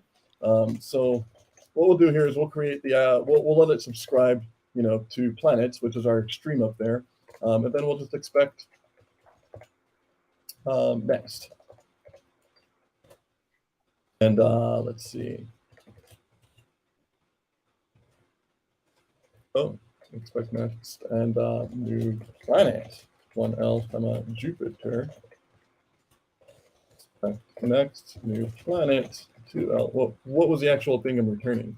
That's the thing. I have to look at the contract and find out what it wants. I'm pretty sure the first one was Saturn and the second one was Jupiter. So let's just say Saturn was first and Jupiter was second. Let's go back to our contract here. Generate snippets and contracts. So yeah, the first one will be ID1 Saturn, ID2 Jupiter, right? And that's what our stub says too. All it says, yeah, I'm going to return 1 Saturn, 2 Jupiter. Okay.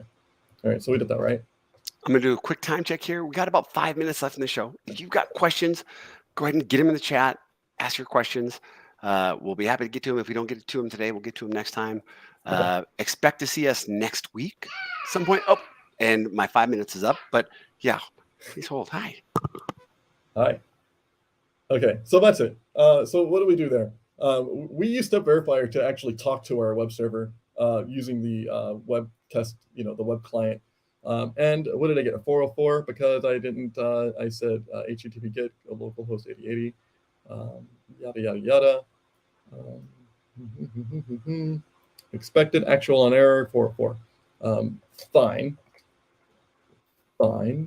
Example REST producer 8080. That should be the thing that we say /API/planet. URI. That was correct. And what did I do here? Okay, I'm going to do something else. Hold on, you guys.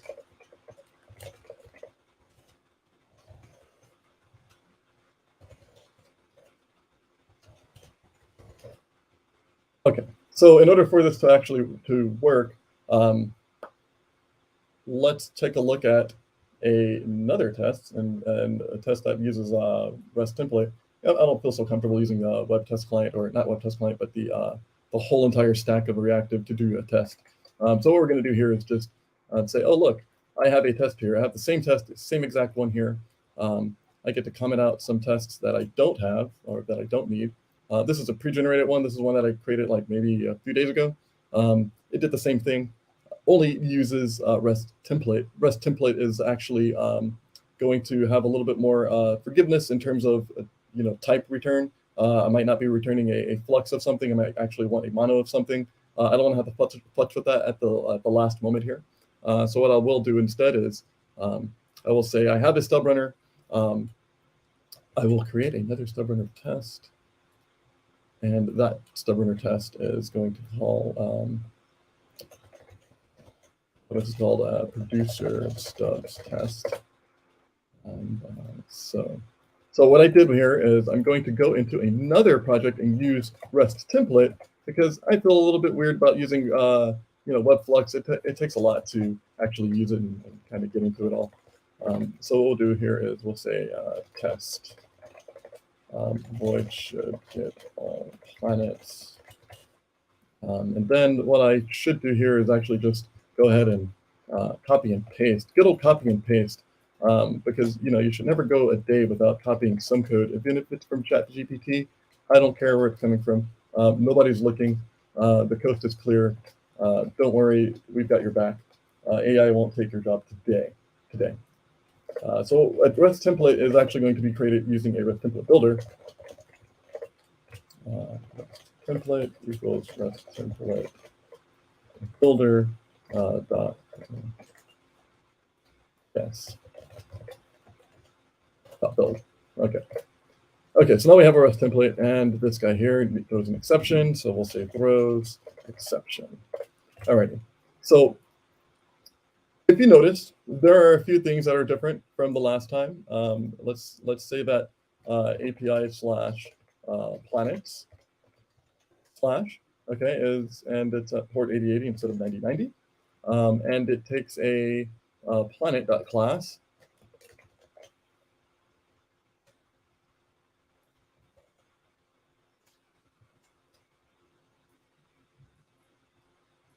let's just go ahead and call it a record. And I have an idea. How about that? I like that idea too. Okay, so doesn't matter. I just added that for no apparent reason. So go back to our producer stubs test. Now we have response entity of string. Oh, we can't have a response entity of string. We have to have a response entity of planet. And now we have assertion, so we can just assert basically basic things based off of what came out of the body. So if res.getBody is going to be a planet, then is not null and has no null fields or properties is probably a good idea. And you can say like has field or property with value, and you can say like the field is going to be it should be a field called ID. But in this case, we're going to have multiple fields, so I'm not going to be able to stipulate, oh, I have a field that is on arity 1. I'm not going to be able to do that here. So let me go ahead and make sure that this either works or doesn't work. I don't have any time left, but you kind of get the gist of what I'm doing here. Is I'm saying, oh, rather than calling the server directly and standing up that server as a test, I'm just standing up the stub. And so that stub here is response type, class planet, content type, application JSON, yada, yada, yada, class by HTTP. Cannot deserialize this value from an array. Oh, yeah, okay. So because of time, how about let's do this? Let's jump into, we had a couple of questions. REST templates certainly deprecated. I don't think it's deprecated yet. I think we've just recommended that you move to the web client, but I'm not sure. I don't see much difference. Yeah, there's not much difference, but definitely move in this direction if you can, if and when you can. But there's a lot of people haven't really upgraded, right? We gotta think about the whole community. It's a massive community. When to use Flux versus Mono? I've seen some codes where people are using Mono, just like this, Mono list, like we just did, and that makes sense. When to use Flux versus Mono? Like, how is it different? How is a Mono list different from a Flux list? I think we answer that. Maybe we had a typo here at /planets with 2 N's. Johnny, thank you for sticking with us through the whole show. I appreciate it. But also a mono would return all the information at once, correct? While Flux is continuous data flow. Yes, blocking versus non-blocking, and having that come as a stream, if you will. Mono, only 1 or 0 element, and Flux is 0 or as many elements. Yes. Thank you guys for, right, this is the community answering the questions along the way. In this case, it's the same, but if you're working with other reactive components and you return a mono, you might not retrieve the whole thing because it just finished at that moment. Yes, correct. Right. All good stuff. I eschewed the whole like WebFlux thing because I wasn't sure if I can suss out like, okay, are we going to return a Flux or are we going to return a mono of a list? Then I have to throw in a parameterized type reference for that. And I'm thinking, okay, that's probably not going to work correctly, at least the way I see it.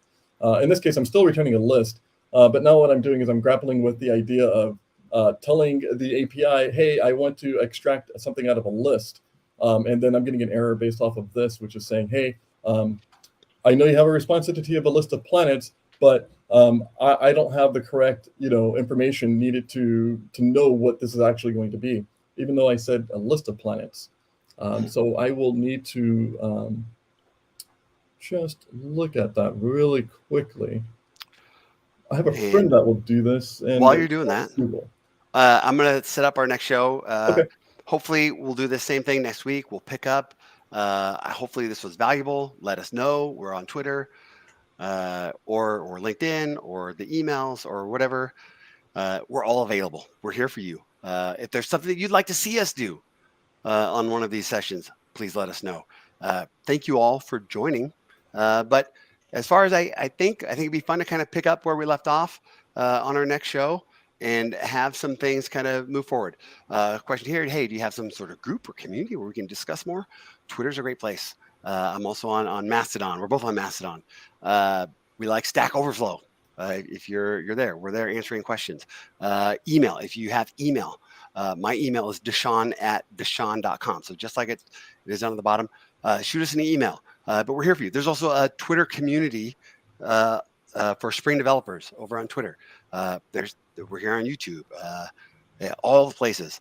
So Evening midnight, it's here. It's fun to watch you again. Thank you so much for joining. It's good morning. Midnight for some. It's morning for others.